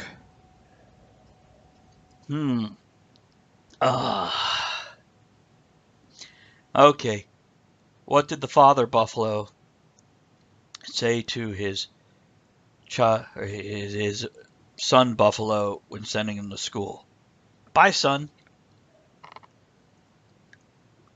And Toey, I'm going to have to... Now, where in Stream Elements is the jar? You know what? Let me see if I can pull this up right now without fucking up our connection here. Good time, huh? Rich is entertaining me.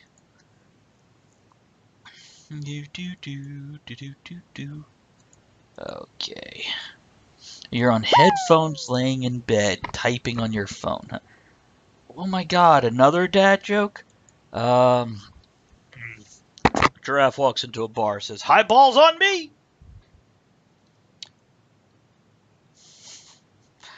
It's one of my favorites. You know, my truly most favorite dad joke is my girlfriend, Andrea, said I had to stop imitating a flamingo, so I had to put my foot down. I'm going to have to go get my dad joke. That. You did? You like that I one, heard right? that.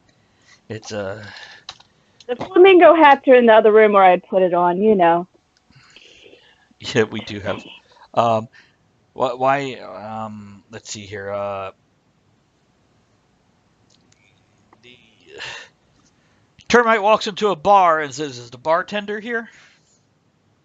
That's a good one too. Oh. No, hold on. I'm trying to go over here to this and find the jar. Hold on, Toey. What's the that? fuck is that? Is that Nothing. Were you playing music to pee to? Yeah. No, but I think I have a name for my new playlist. You'll be announcing it on the subway. I'm playing music to pee to, just so everybody knows. Actually, I find I'm trying to find ways to relax, and I dance on the subway on the way home, and it just seems to let a lot of that stress go. Nice. I mean, I don't go crazy and go all around the subway car, but I literally dance and just ignore people. Okay, so the jar is under the widgets list on the left. So what I'm thinking is I actually have to go to overlays and then go to widgets once I open an overlay. You know what, Skipper? That's a no. What's a no? You're redeemed. That's a no.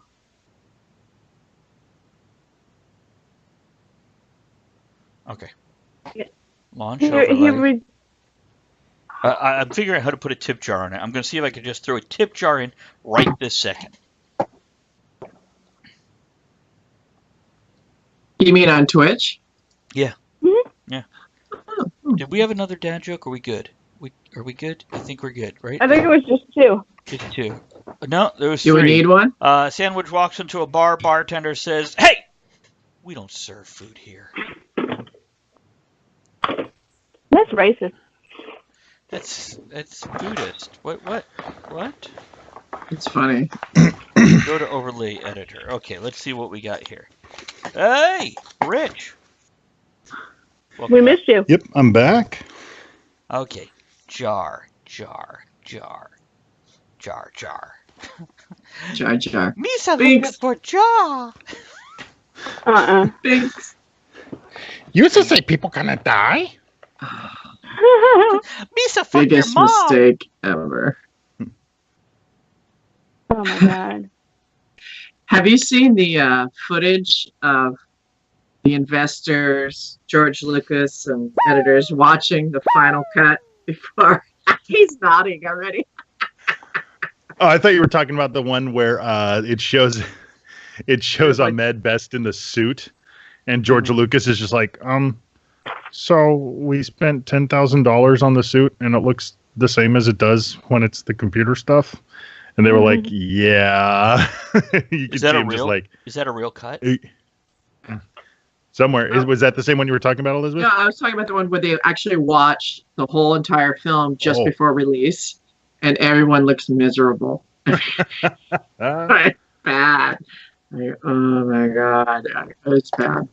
It's bad. Okay. By the way, hold on. I gotta play this. Here we go. Third hour. Time for the roll call for our late night, inappropriate, slightly intoxicated, and very Only naughty 40 music hour. This is where the faint of heart swoon, parents put children to bed, and things heat up and get steamy. So pour another drink and strap yourself in. It's gonna be a bumpy ride.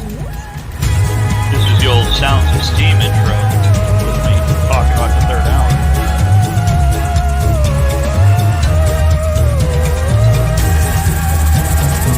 I gotta stop it before it goes to next. We can't hear the music. We can't hear the music. We're dancing to nothing. We're dancing to nothing. Okay. There you go. Okay, so you know, Elizabeth, I'm not trying to rile you up here, but earlier I had that slam poetry rhythm, and now that I'm reading fucking lyrics off a page, I can't get it back in my head. It's kind of like doing an impersonation, and you keep on doing the wrong one on top of it. I'm dying here. By the way, Toey, I have no idea where. Oh, time for Kermit.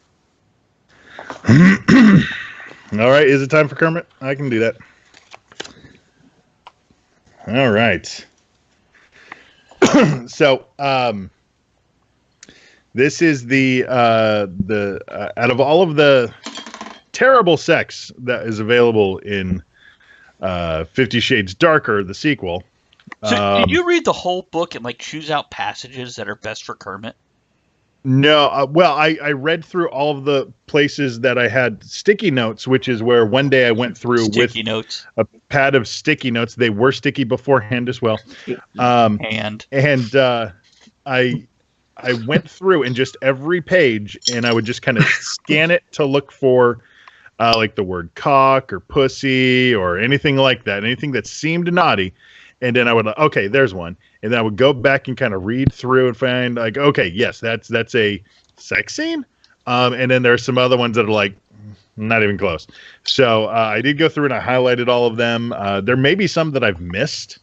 But frankly, I don't have the courage, confidence, nor patience to go through and see if I missed any. And I've only ever read from this one book, which I bought at a used bookstore because I refused to have my dollars go to the thinking that I enjoyed it. Yes. So, all right. So so what this bit is, if you're not familiar, is something that I've been doing at burlesque shows for years. I retired it when I retired from Nerdvana for professional and creative reasons. But I did bring it back recently, and upon request, I am more than happy to do the bit from time to time. So this is 50 Shades of Grey, as read by Kermit the Frog. No, I've never read this book or seen the movie. What's it about? Not your voice, please, sir. Pick a different one. Well, it's a huge waste of time. That's about what it's about. All right. I don't even know who that was. That was SpongeBob. Oh, that explains it. Yeah. Okay, go on. I'm not interrupting. I tug his pants and boxers sharply, and he springs free. Before he can stop me, I take him into my mouth, sucking hard, enjoying his shocked astonishment as his mouth drops open.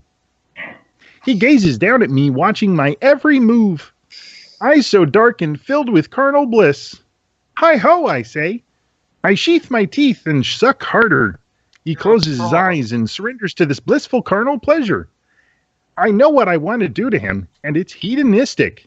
Can you say hedonistic, kids? It's liberating and sexy as hell. The feeling is heady. I'm not just powerful, I'm omniscient. I have a question. Mhm. Can you do Dr. Honeydew and I'll do Beaker? Sure. I'm not doing anyone right now. He hisses and gently cradles my head, flexing his hips so he moves deeper inside my mouth. Oh, yeah. I want this, and I swirl my tongue around him, pulling hard, over and over. Let me see if I can do Gonzo. Oh, no, you don't, Gary. I want you. I grab his hips firmly, doubling my efforts.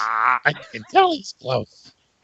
Oh, please, he pants. I'm gonna come to me. Waka, waka, waka. Hey, Kirby. I'm trying to do Scooter. And if I do Scooter, I merely just, totally sex him. Congratulations, sir. I think you have truly emotionally scarred me. It's been a while.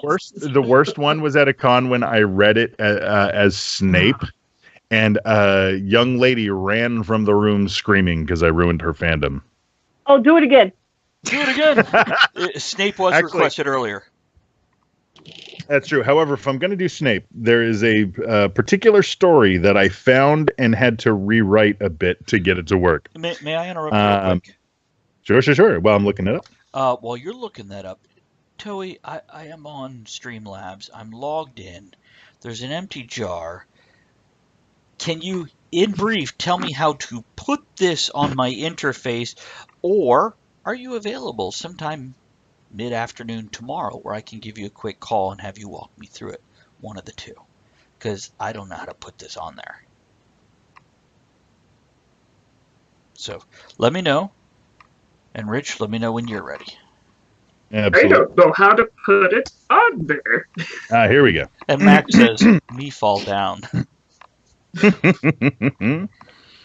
All right, so here's Snape. This was, I can't remember who wrote it because I didn't care that much to actually jot it down, but this was Slashfic that was written, Harry Potter Slashfic. And it's all about what happens when Harry Potter goes 100 in. bits for this from Skipper. Excellent. Thank you. Go ahead. Goes into the school nurse's office and for a special exam, and Snape is filling in for the nurse. So, drop your pants and underwear, Potter. Then get on the examination table. Feet on the table, legs apart. I snapped as I picked up a jar of lubricant. The Gryffindor immediately complied, not wanting to make this any more difficult than it had to be. Once he was on the table, he tried to calm his shaking body and keep some decency. Potter, stop shaking. I'm not going to hurt you. I came over to Harry. Legs apart, Mr. Potter. Look at Andrea. Look at her. I grabbed Harry's legs and pulled them apart, startling a yelp out of Harry and giving me a view of his bits. Are you ready, Mr. Potter? My finger is already lubricated. I'm going to insert it and check for any abnormalities. Harry bit his lip and nodded, afraid of what his voice would sound like if he spoke. Just relax, Potter. I took hold of one of Harry's thighs, making sure he couldn't push them back together. I placed my finger at Harry's virgin entrance and circled it lightly. The golden boy was absolutely mortified when his cock gave an interesting twitch. Hey, we're on. Slowly, I began to push my finger into Harry and wiggle it around. Look at her Harry's cock face. began to gradually fill out. Harry blushed profusely. Don't worry, Mr. Potter. It's the wand that chooses the wizard. Look at Andrea's face. This is what I'm trying to get you to look up and look at. Oh, I was looking up occasionally. Oh yeah. See, that started off as a parlor trick, exactly for that, because I would just look over at somebody and be like, "Hand me the salt," and just any woman around would just start blushing, and I was like, "Oh shit, infinite cosmic power!" You know. But And by the so, way, I asked Toey, who's trying to help me set up the tip jar. I said, "Oh, can you call me tomorrow, or can you type it out?" And she writes, "Travis, choose the jar in the settings you want, click launch, click the widget URL, and then paste into your OBS overlay as a browser source. It's really hard to type this while listening to Snape finger bang Harry." I don't know. I need to maybe find a sexier story if you're still able to give tech support while I'm reading that. Click on the Windows key, then run. Yeah.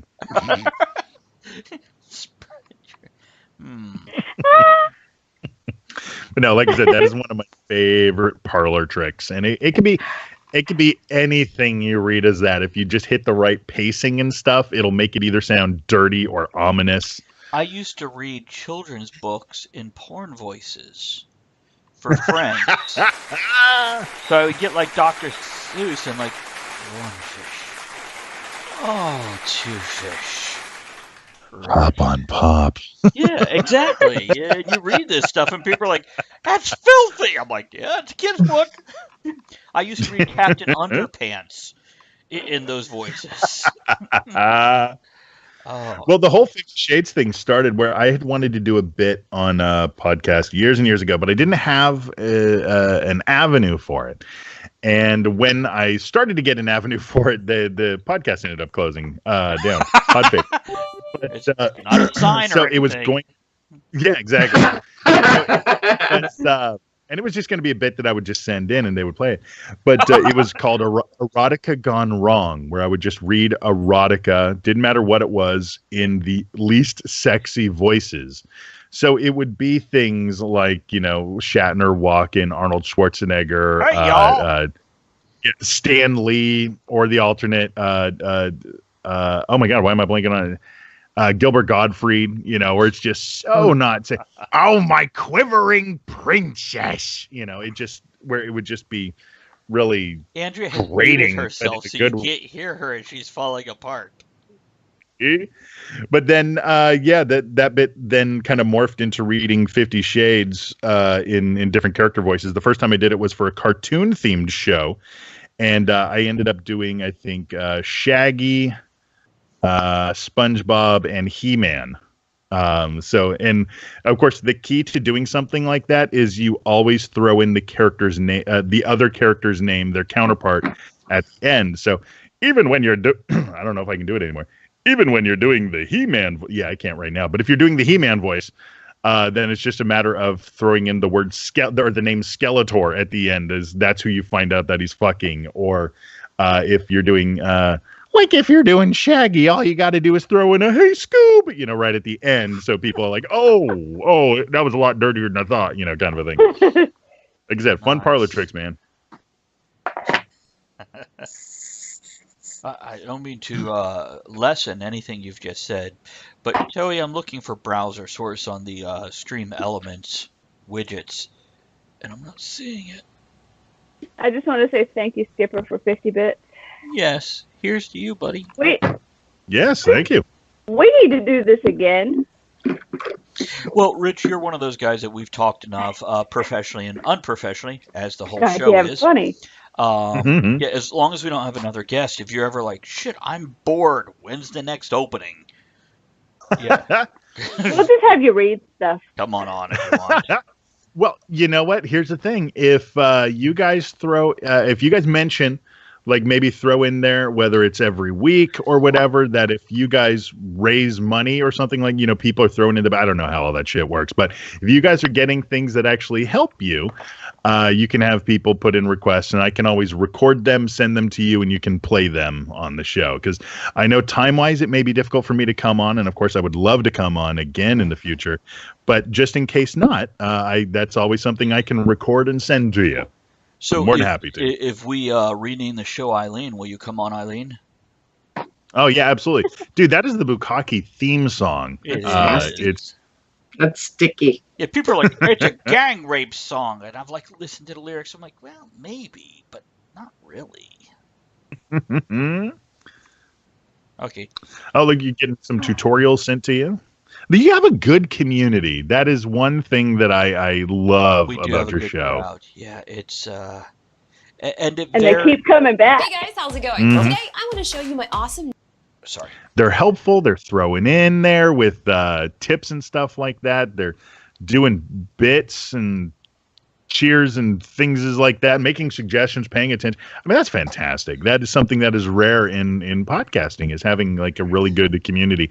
Fortunately, with Geek Radio Daily, we've got a really good community too. So we do get emails and stuff, which is that was always something that I could never, or not never, but I always had trouble building with my own shows back in the day. See, that's something we've been blessed with since the beginning. Matter of fact, now, when I say since the beginning, maybe they weren't there the first 6 months or 9 months, but the Skipper family, and actually they're the ones on right now, but we have a dozen regulars who are on most of the time to chit-chat with Von Hegner, Ian, and then we have newer folks who, interesting enough, as we're testing other nights of the week, Desmond and Roughhead, who is not on currently, and a few others, they're showing up when we randomly just go on to see, does this work at all? And we'll have 3 to 5 people who we wouldn't have expected. We expect to have nobody, and here they are chatting with Elizabeth when she's like, oh,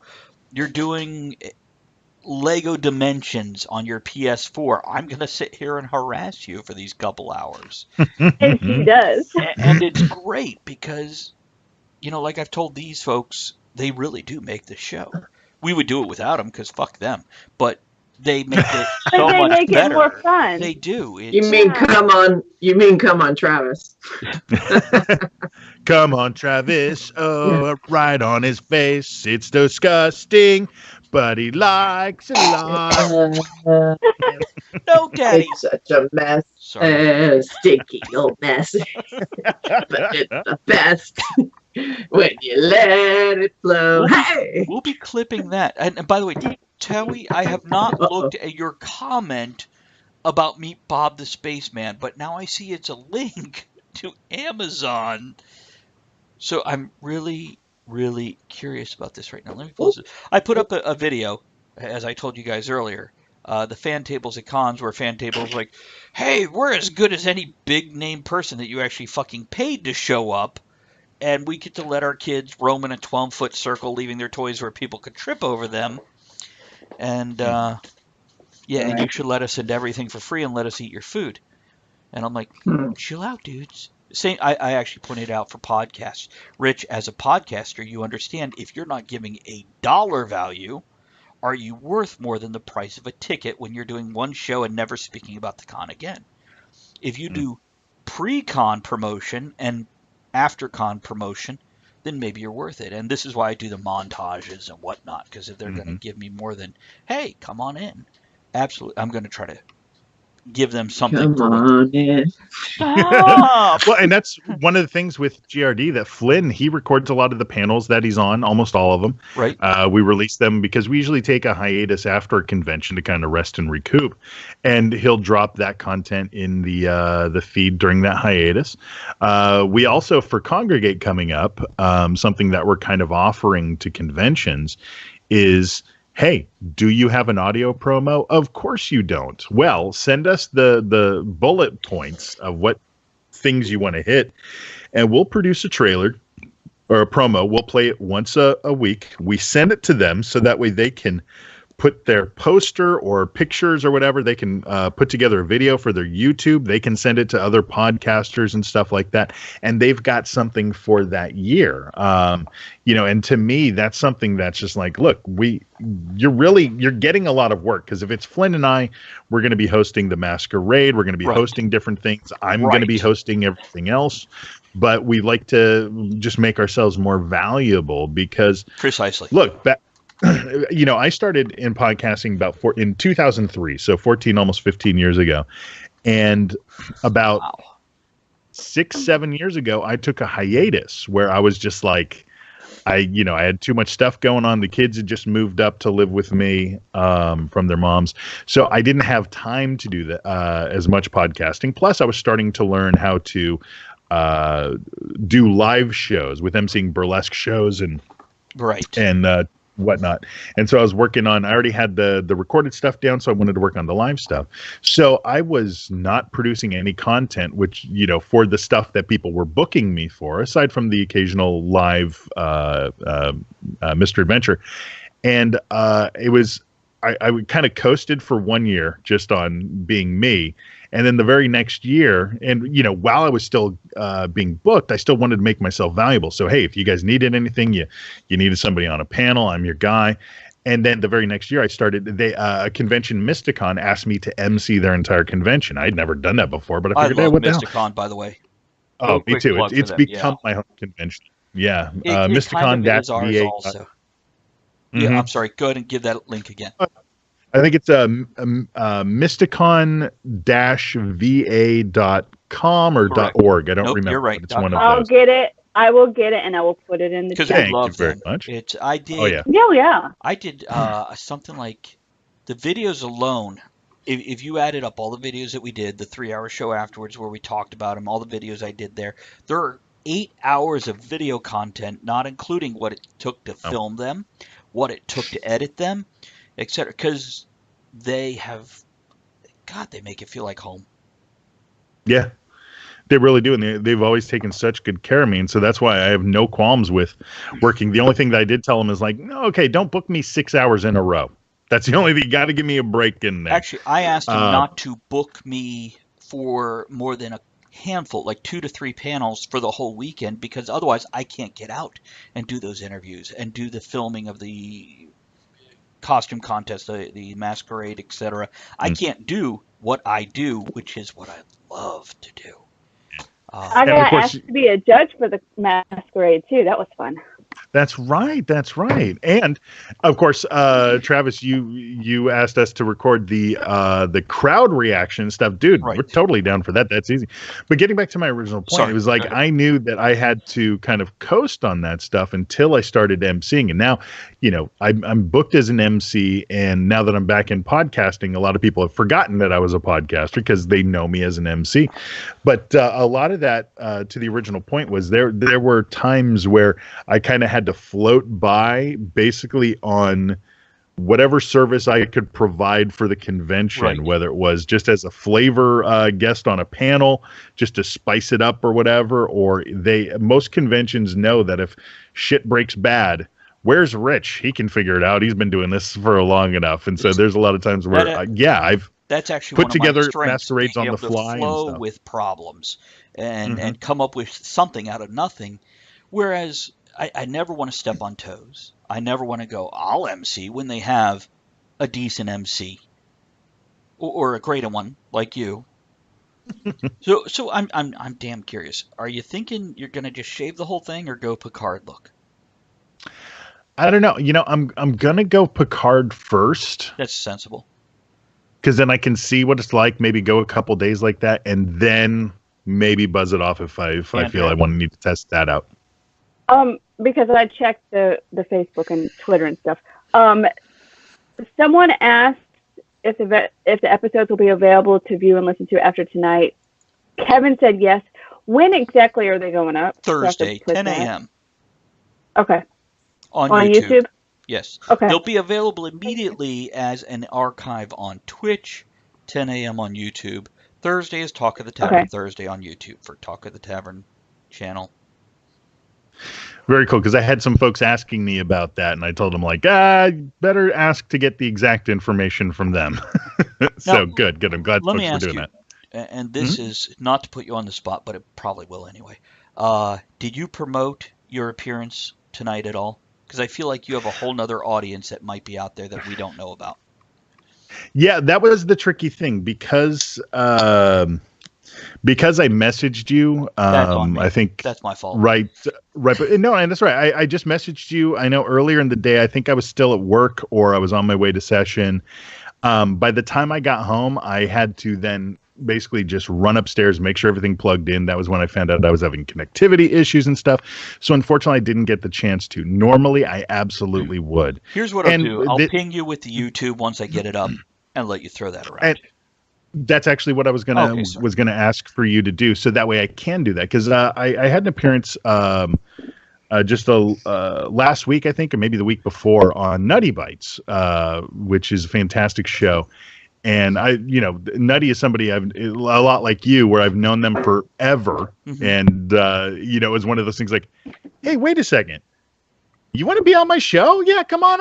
So it is an afterthought. It's like we've hung out so much. We're like, oh yeah, we've got these things we do. Which I don't think I ever got the link for the show of yours that I was on, where I did the Russian guy. It was at Mysticon 2 years ago. You had me. Yes. Yeah, that's because somebody was supposed to be editing it, and I don't know if they did, and I need to double check on that. Did it not You're get not out the only yet? person who's asked about that. I don't think so. So that way I'll have to verify that. Okay. I don't feel bad. Yeah, but now. that was on I'm Mr. okay. Picture. Okay.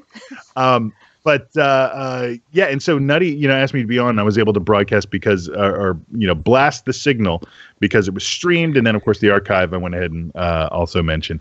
But yeah, that's one of the things is that even if it's live, I try to mention the actual stream so folks can come in if possible. I think most of us know that that's also destination entertainment, and that can be tough for some folks. But that's why having the archive is so perfect, because that's something that I can blast out later on as well. Right. And I have so no folks problem can, with my YouTube getting more attention and love. So. Yeah, exactly. I may need to chat with you about that, because the amount of work that I put into the animations and stuff on the GRD YouTube channel, and we've got 100 plus subscribers, and a lot of the content only gets like 10, 15 views. And so I'm like, man, we mentioned it on the show and stuff. What do we got to do? Andrea. What is the link so people can go check out your awesome stuff? Absolutely. Well, the podcast is available at geekradiodaily.com. And the YouTube channel is youtube.com/geekradiodaily. And so, we try to brand everything the same way with Geek Radio Daily. For those of you who don't know, it is a 15 to 20 minute daily show. The Flinstress handles the show on Mondays, and then Tuesday through Friday, I am the wonderful Billy Flynn's co-host, and he's on every day. And then, of course, we also have the almost weekly, it's certainly more than 2 to 3 times monthly, Cinemistress, which is a new spinoff where we have Carol the Cat, who reviews movies. She gets early passes to a lot of movies, and so she goes and reviews those and sends me a review, and we post that up on Sundays. And our YouTube channel, we're creating content monthly, about 2 things oftentimes a month, where we do the Netflix, and it's a cartoon. So we do the Netflix thing once a month, and that's usually Flynn and Flinstress. And then we try to do once a month the Learnstitute, where we take a subject and kind of deep dive into it. The very first one was unanswered questions from Star Wars: The Last Jedi. The most recent one that we just put out, which I just got books. the Blu-ray today. I know. I got to wait until payday. I'm getting that and Thor on the first. So good. But the most recent Learnstitute was books to film and how to deal with to prepare and to deal with a movie that has been adapted from, or a book that has been adapted to film. So little things like that, and then occasional sketches that I come up with an idea with. In fact, we're going to be putting one out here sometime next month, a fun sketch that if you check out our Instagram, you will have seen a preview of it a little bit. So, we're trying. Geek Radio Daily on Instagram? Yep, Geek Radio Daily on Twitter, on Instagram, on everything. And so the YouTube didn't really exist before I came on board the show right around a year ago. And, trying to hit different avenues and stuff, different kinds of content, driving traffic and whatnot. And so at some point in time, hoping to figure out the setup to be able to have Flynn play video games on Twitch. Because Flynn, as much as I like to talk and goof around and things like that, Flynn, he is unstoppable. You can't shut the man up. Contact me. I'll tell him. I'll gladly, either you or him or both of you separately or together, let you guys know how Twitch works, because I stream straight from my PS4 onto Twitch. Because we play Lego. Or you could do it on YouTube Live. So I think because what we want to do is that we'd like to do some Twitch content as well, because hopefully folks that stumble across us on YouTube or Twitch will go back to the podcast and vice versa, and this and that and the other. Right. So really try to be cross, and then of course the Twitch stuff we can go ahead and archive on YouTube for folks who aren't able to make it. Yeah, so I think I might have him reach out to you, because I'm limited on, all I've got is an Xbox 360, and I don't think they had Twitch integration there yet. I don't think so. But maybe. Yeah, but Flynn usually has some pretty decent consoles, updated stuff. So I think, and he was just a better person for it, because he can just talk and talk and talk, and it's entertaining and it makes sense. And whereas me, sometimes I'm like, I punch that guy. Cool. No, I found I have an amazing gift for rambling on about shit. So I just subscribed and followed all of y'all's stuff. Thank you very much. So I will be putting that out on our Instagram and Twitter also later. Yeah, well, thank you very much. There's nothing like collaboration to help grow audience, because obviously we have a similar sense of humor. And I'm guessing people might come here because they're somewhat entertained. Well, and do we have a promo for Talk of the Tavern yet? I don't recall. No, actually, I wanted to bring that up because you're like, do a promo for us. I'm like, what the fuck do I put on in 30 seconds? So now you've been talk about it. The thing is, I could do that, and absolutely, but I feel like it's boring and doesn't quite fit the scope and scape of what we do in 30 seconds. You know what? Then, if I might make a suggestion, please. You have such a great community.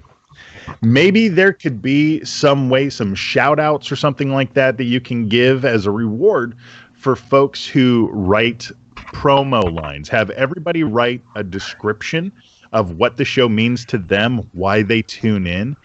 And it can be something as simple as, hear what people have to say about Talk of the Tavern. And you're getting what your fans, the people that you're appealing to. So, and you guys can read what they send you. And if they send you something that's useful, that will fit in the promo, and hell, even if it doesn't fit, you can make more than one promo. Right. You record all of that, and that's something that you could put on your YouTube and Twitch, I believe, as like a promo, a trailer for the channel. So there are all different kinds of ways that you can get your audience to interact, to help out, right? To basically do the work for you. But yeah, absolutely help out. And there can be some way that you can give like a special shout out, or maybe even give them 5 minutes to pop into an episode if they have that capability, just to chat, Okay, guys, get your thinking caps on and write something awesome about us and send it to us. Or something totally lame, stupid, or whatever. It all works. Just send it to us. Elizabeth, you're number one. Where do they send it? Why do you join every week? Because Elizabeth, every once in a while, she'll get a little heartfelt and say nice things about us at the end of an episode, that how much she enjoys being on and what it does for her. And yeah, that's the kind of stuff. Why do you guys listen? What's up? Where do they send it? Where do you want them to send it? Talkofthetavern@gmail.com is fine. There you go. Nice and easy. If you know me on Facebook, you send it via Facebook Messenger. I'll compile it all and then do a read. There we go. And even if some of those comments don't like I said, don't fit for the promo, then you can always do a special video or talk about it in an episode, stuff like. There's all different ways that you can really make sure that content flows. Hold on, let me pull this up. Porgs on wargs. We did a clip of one of our one of the highlights from Twitch was Porgs on Wargs, and I actually clipped that. Give me a second, Toei. I will grab that clip for you and put the link in so everybody else can see Porgs on Wargs. Sounds like something you'd find on Pornhub, huh? Porghub. Porghub. So what's your view on porgs? I loved them. I thought they were delightful. They were used just enough to make it feel alien, but also kind of, relatable. And the bit with Chewie not eating the porg, that was funny, and it was a nice moment of levity needed. I imagine I thought they were great. The camera, he just turned around so he had his back to him and ate it anyway. Oh, totally. Yeah, no kidding. Because he's a Wookiee, and he's like, oh, fuck, don't look. And then the subtitles are, "You're next, bitch." That's the line Chewie often uses on women. Okay, here we go. You ever have your asshole eaten out by a fat man in a Chewie suit? Yeah.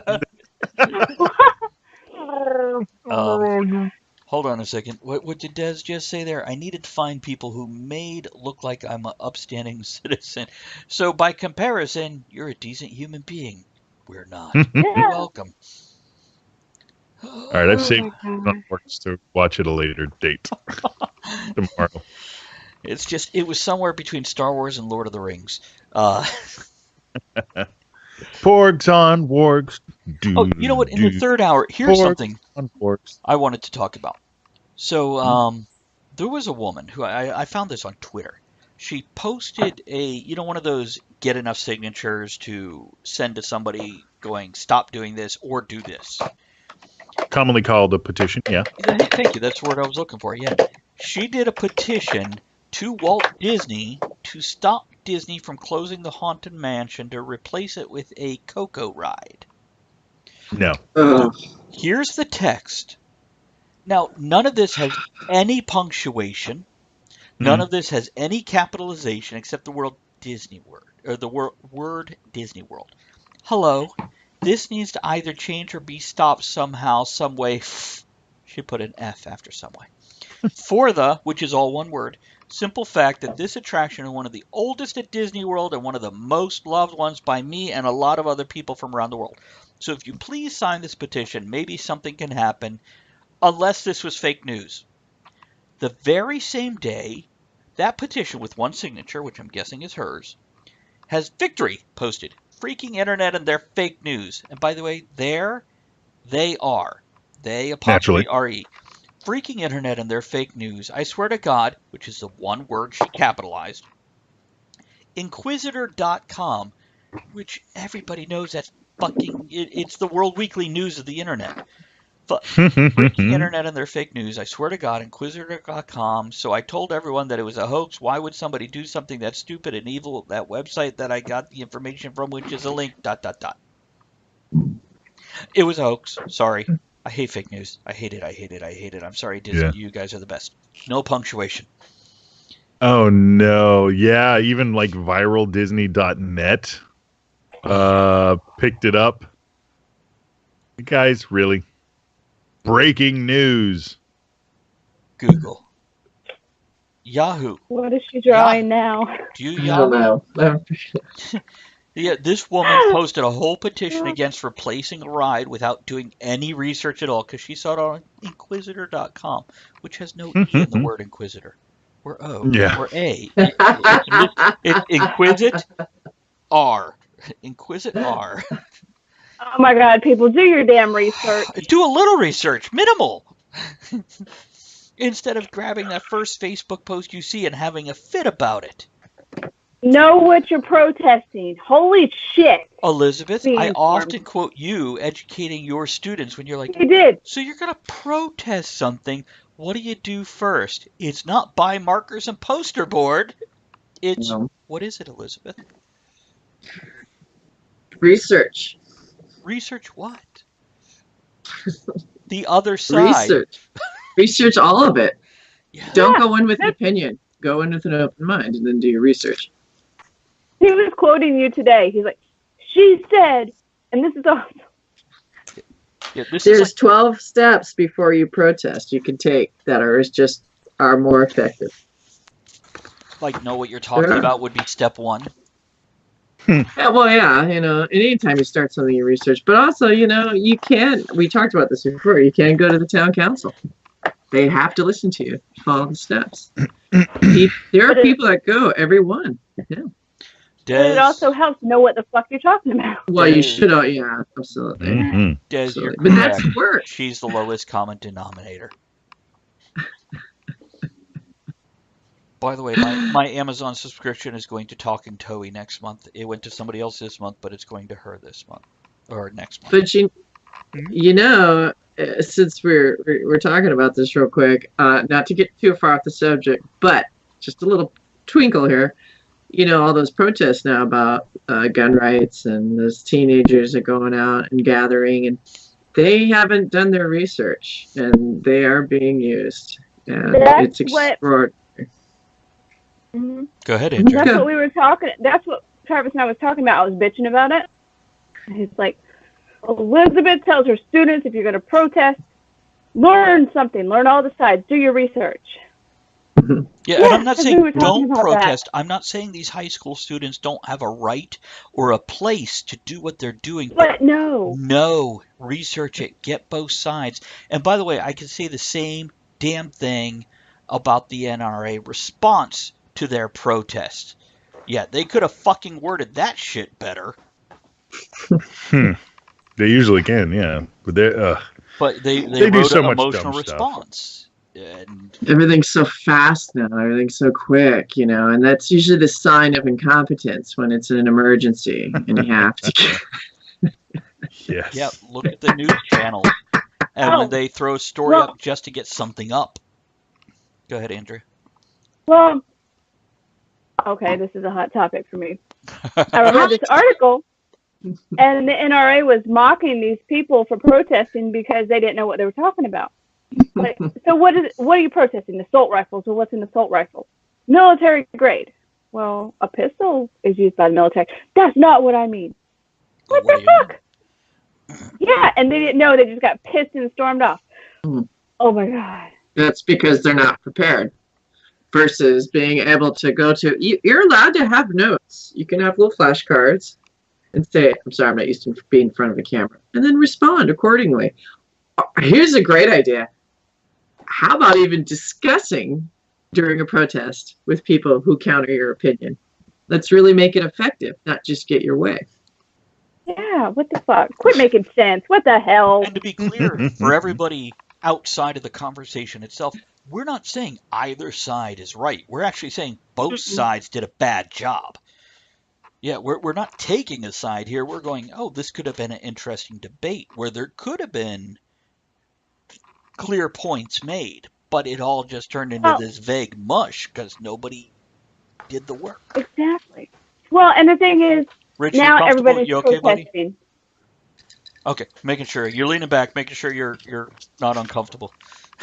Oh, no, not at all. I used to be a card-carrying member of the NRA. I have 2 guns, but I was a member back when it was about safety and education, not this kind of hate, fear-mongering nonsense where they can't even come up with a valid reason why the common sense gun laws shouldn't be involved because they're more worried about them losing what power that they have. So, yeah, honestly, so many of fucking NRA members love their guns so goddamn much. Lube them up and fuck your gun. I'm not saying go fuck your gun. I'm saying fuck your gun. Put it in one of your orifices if you love it that goddamn much. Nobody wants to take them. By the way, a couple comments here. Des says, we're not going to protest. We're not going to protest. We're not going to protest. And Talking Toey says, what do we want? We don't know. When do we want it? Now! Exactly. You know, I'm sorry, Andrew. You go ahead. No, go ahead. You know, protesting is fine, but it's such a knee-jerk reaction now. And what happens is when you continually, you're losing effectiveness. Correct. And people start ignoring you versus being able to you become a soundbite. Get together, write a cohesive argument, like the establishment of our nation when we rebelled against. Movement. Right. You know, and have clear points and really understand the topic. You know, more laws won't help if the laws that we had weren't enforced. Or outright ignored. And also, always, and this is a really important one, it's always in books and everyone, you know, we know it, follow the money. Yeah. Who is funding this and why? And are you being used? Anytime, you know, even advertise about anything, I go, well, why did they do it? Money. You know, are we talking about George Soros? I don't even know who that is. I assume we could be. No, the argument was that George Soros was funding protesters. You know, all of these crisis actors, these people that were faking the shootings and whatnot. It's just like, oh, shut up. Faking the shootings? Yeah, there are people that are called crisis actors, that are actors that go out there and say that they were at the school and are only acting traumatized, and so it's a ridiculous way that they're undercutting the actual tragedy of what happened, and it's just dumb. You know who I like, and maybe this is. Go ahead, Elizabeth. Well, there's always people involved, especially at crime scenes or things that try to get attention from it or claim it. You know, kooks and crannies and. Right. Funding. Hey, can you make a living doing that? Let's make a video. Let's get out. I don't even know if I'd want that level of confrontation and stupidity to make money off of it. Yeah. And I'm sorry, I had cut you off earlier, Andrea. Oh, me? Oh, did you? I don't know. My big problem is now everybody's protesting because there was a school shooting. This happens every so often when there's a school shooting and, you know, whatever. Why don't they try to fix it before it happens? Good point. Yeah, that would be the thing. But fixing it means banning certain things or, you know, or restricting certain things. No, it doesn't. And that's what they don't. Well, but that's I know what you're saying. People are taking it. And then, of course, they've got to blow it out instead of like pulling their head out of their ass and actually listening and seeing what the problem is and figuring out a good compromise or what needs to happen. Instead of the symptom. Yeah, okay, Rich, but shut the fuck up. You're not making sense. That's horrible. Yeah, but this recent one in Florida was the first time that the kids were able to mobilize in a strong way. But why did the kids mobilize? Because somebody else got behind them and pushed them. Well, who would you say that is? Money. Where's the money? Wait, are you saying that the kids were paid or what? No. I'm saying the kids are tools for somebody else. Well, who would that be? I haven't actually educated myself. Elizabeth, do you have? Well, who showed up to support them? It was a lot of the Democrats, right? Mm-hmm. Okay, and they were really Bernie Sanders was there. What's her name? Sorry, I'm tired. And again, a lot of Democrats showed up, and I truly believe. I mean, and you say, well, why would they be there? Why would they be supporting it? Because it's a grab for power. I think they're getting these kids excited and getting them registered to vote. And Toey says all those kids didn't drive themselves to D.C. Yeah, that's something I said today. Who paid for their train ticket, plane ticket, car gas? Who paid for them to walk up onto that stage? Sure. Actually, there were a lot of Kickstarters. There were a lot of local organizations. Various schools opened up their houses to students that came up. A lot of them carpooled via buses or whatnot. Many schools and stuff like that actually volunteered up their activity buses for the drive. Parents, teachers chaperoned them. A lot of parents carpooled the kids up there. Various hostels were open up to the kids so they would have a place to stay. And look, at least Democrats, they're coming together, right? And that's the key thing to focus on. Yeah. But there is no, in something like this, there is no money to be won from gun control or for the kids. And I think that it's really important to acknowledge at least the possibility that the kids mobilize themselves, because otherwise just writing it off that it was their parents pushing them or whatever, it negates the fact that kids have their own thoughts. Kids who were shot at might have some opinions on whether or not they should be shot at. Kids that were there when their friends died had a shot at, it might have a bit of a perspective on whether or not they want to make it through a day without being shot. So I think that it's important to verify what information that you can, but and even have theories about, whether it's nefarious or otherwise it's going on, but you have to leave room for the possibility that these kids just got mobilized. Because if you haven't been on Tumblr, or if you haven't been to a Justin Bieber concert and you don't think that kids can't get mobilized in something, or a trend or a fad, Instagram, Snapchat, these things, if you don't think that kids can get behind something and make it big, then you're kidding yourself. Because keep in mind, these kids, they're only a few years away from being adults, and they have access to information that we didn't when we were kids. Fair point. So it's entirely possible, that these kids are. Let's look at Columbine. You think those kids didn't have these reactions also? Why are these kids now being heard when other kids at other tragedies were voiceless? It's because parents got behind them this time.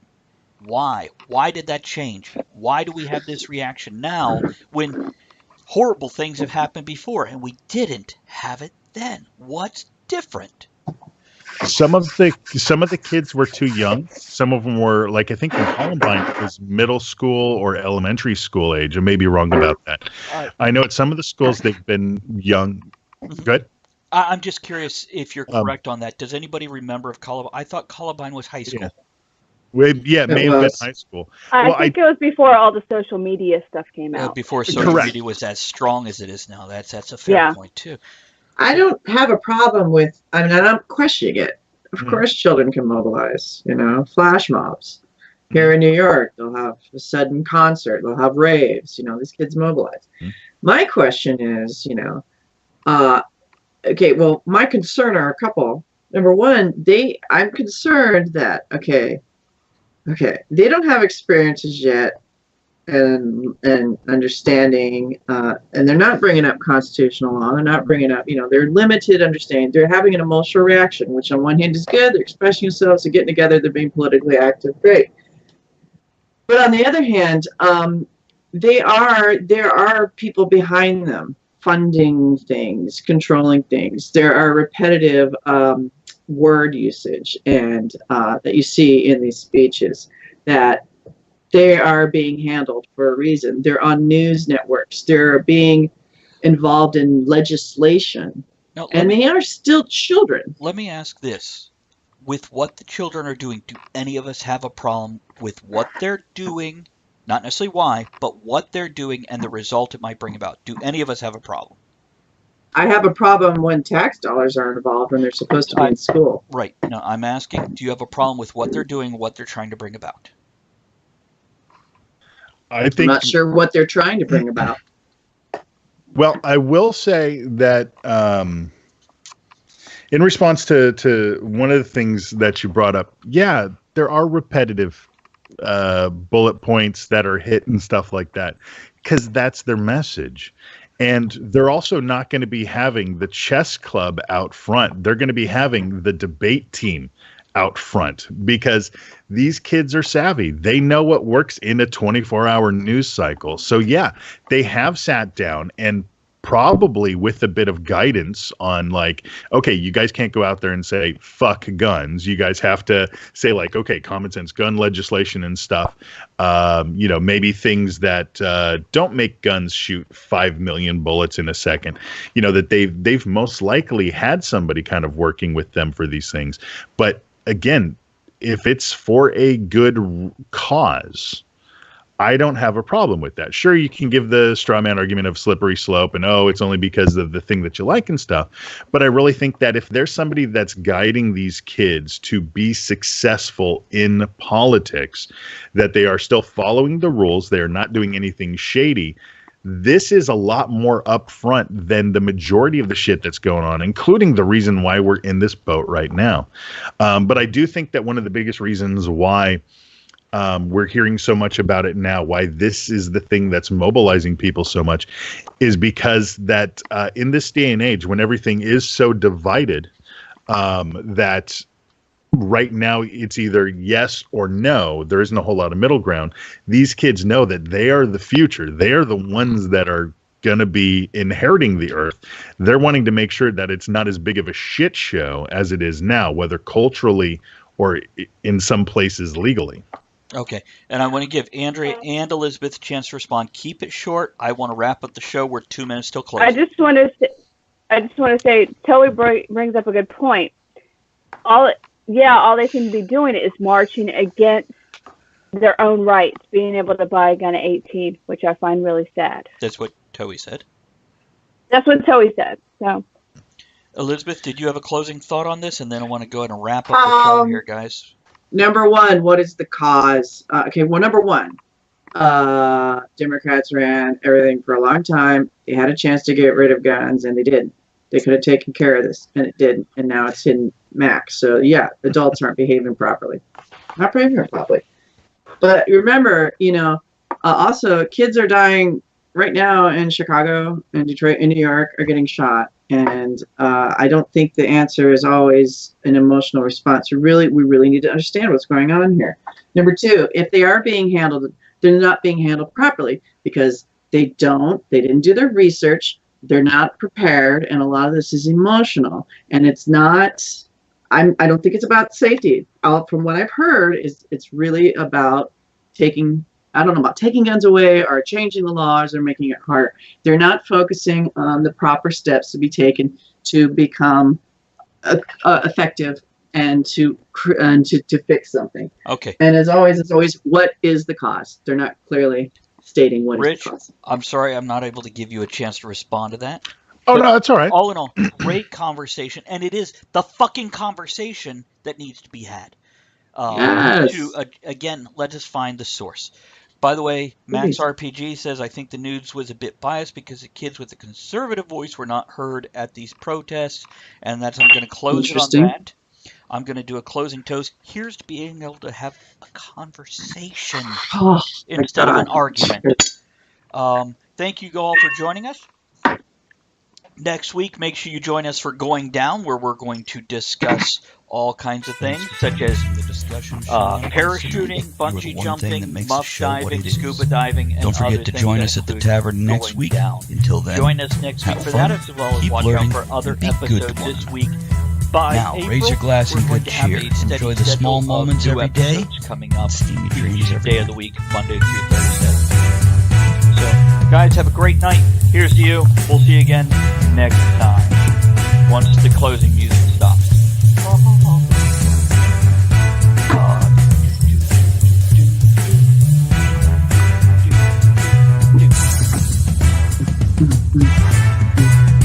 Okay, let's stop that there and subscribe to YouTube.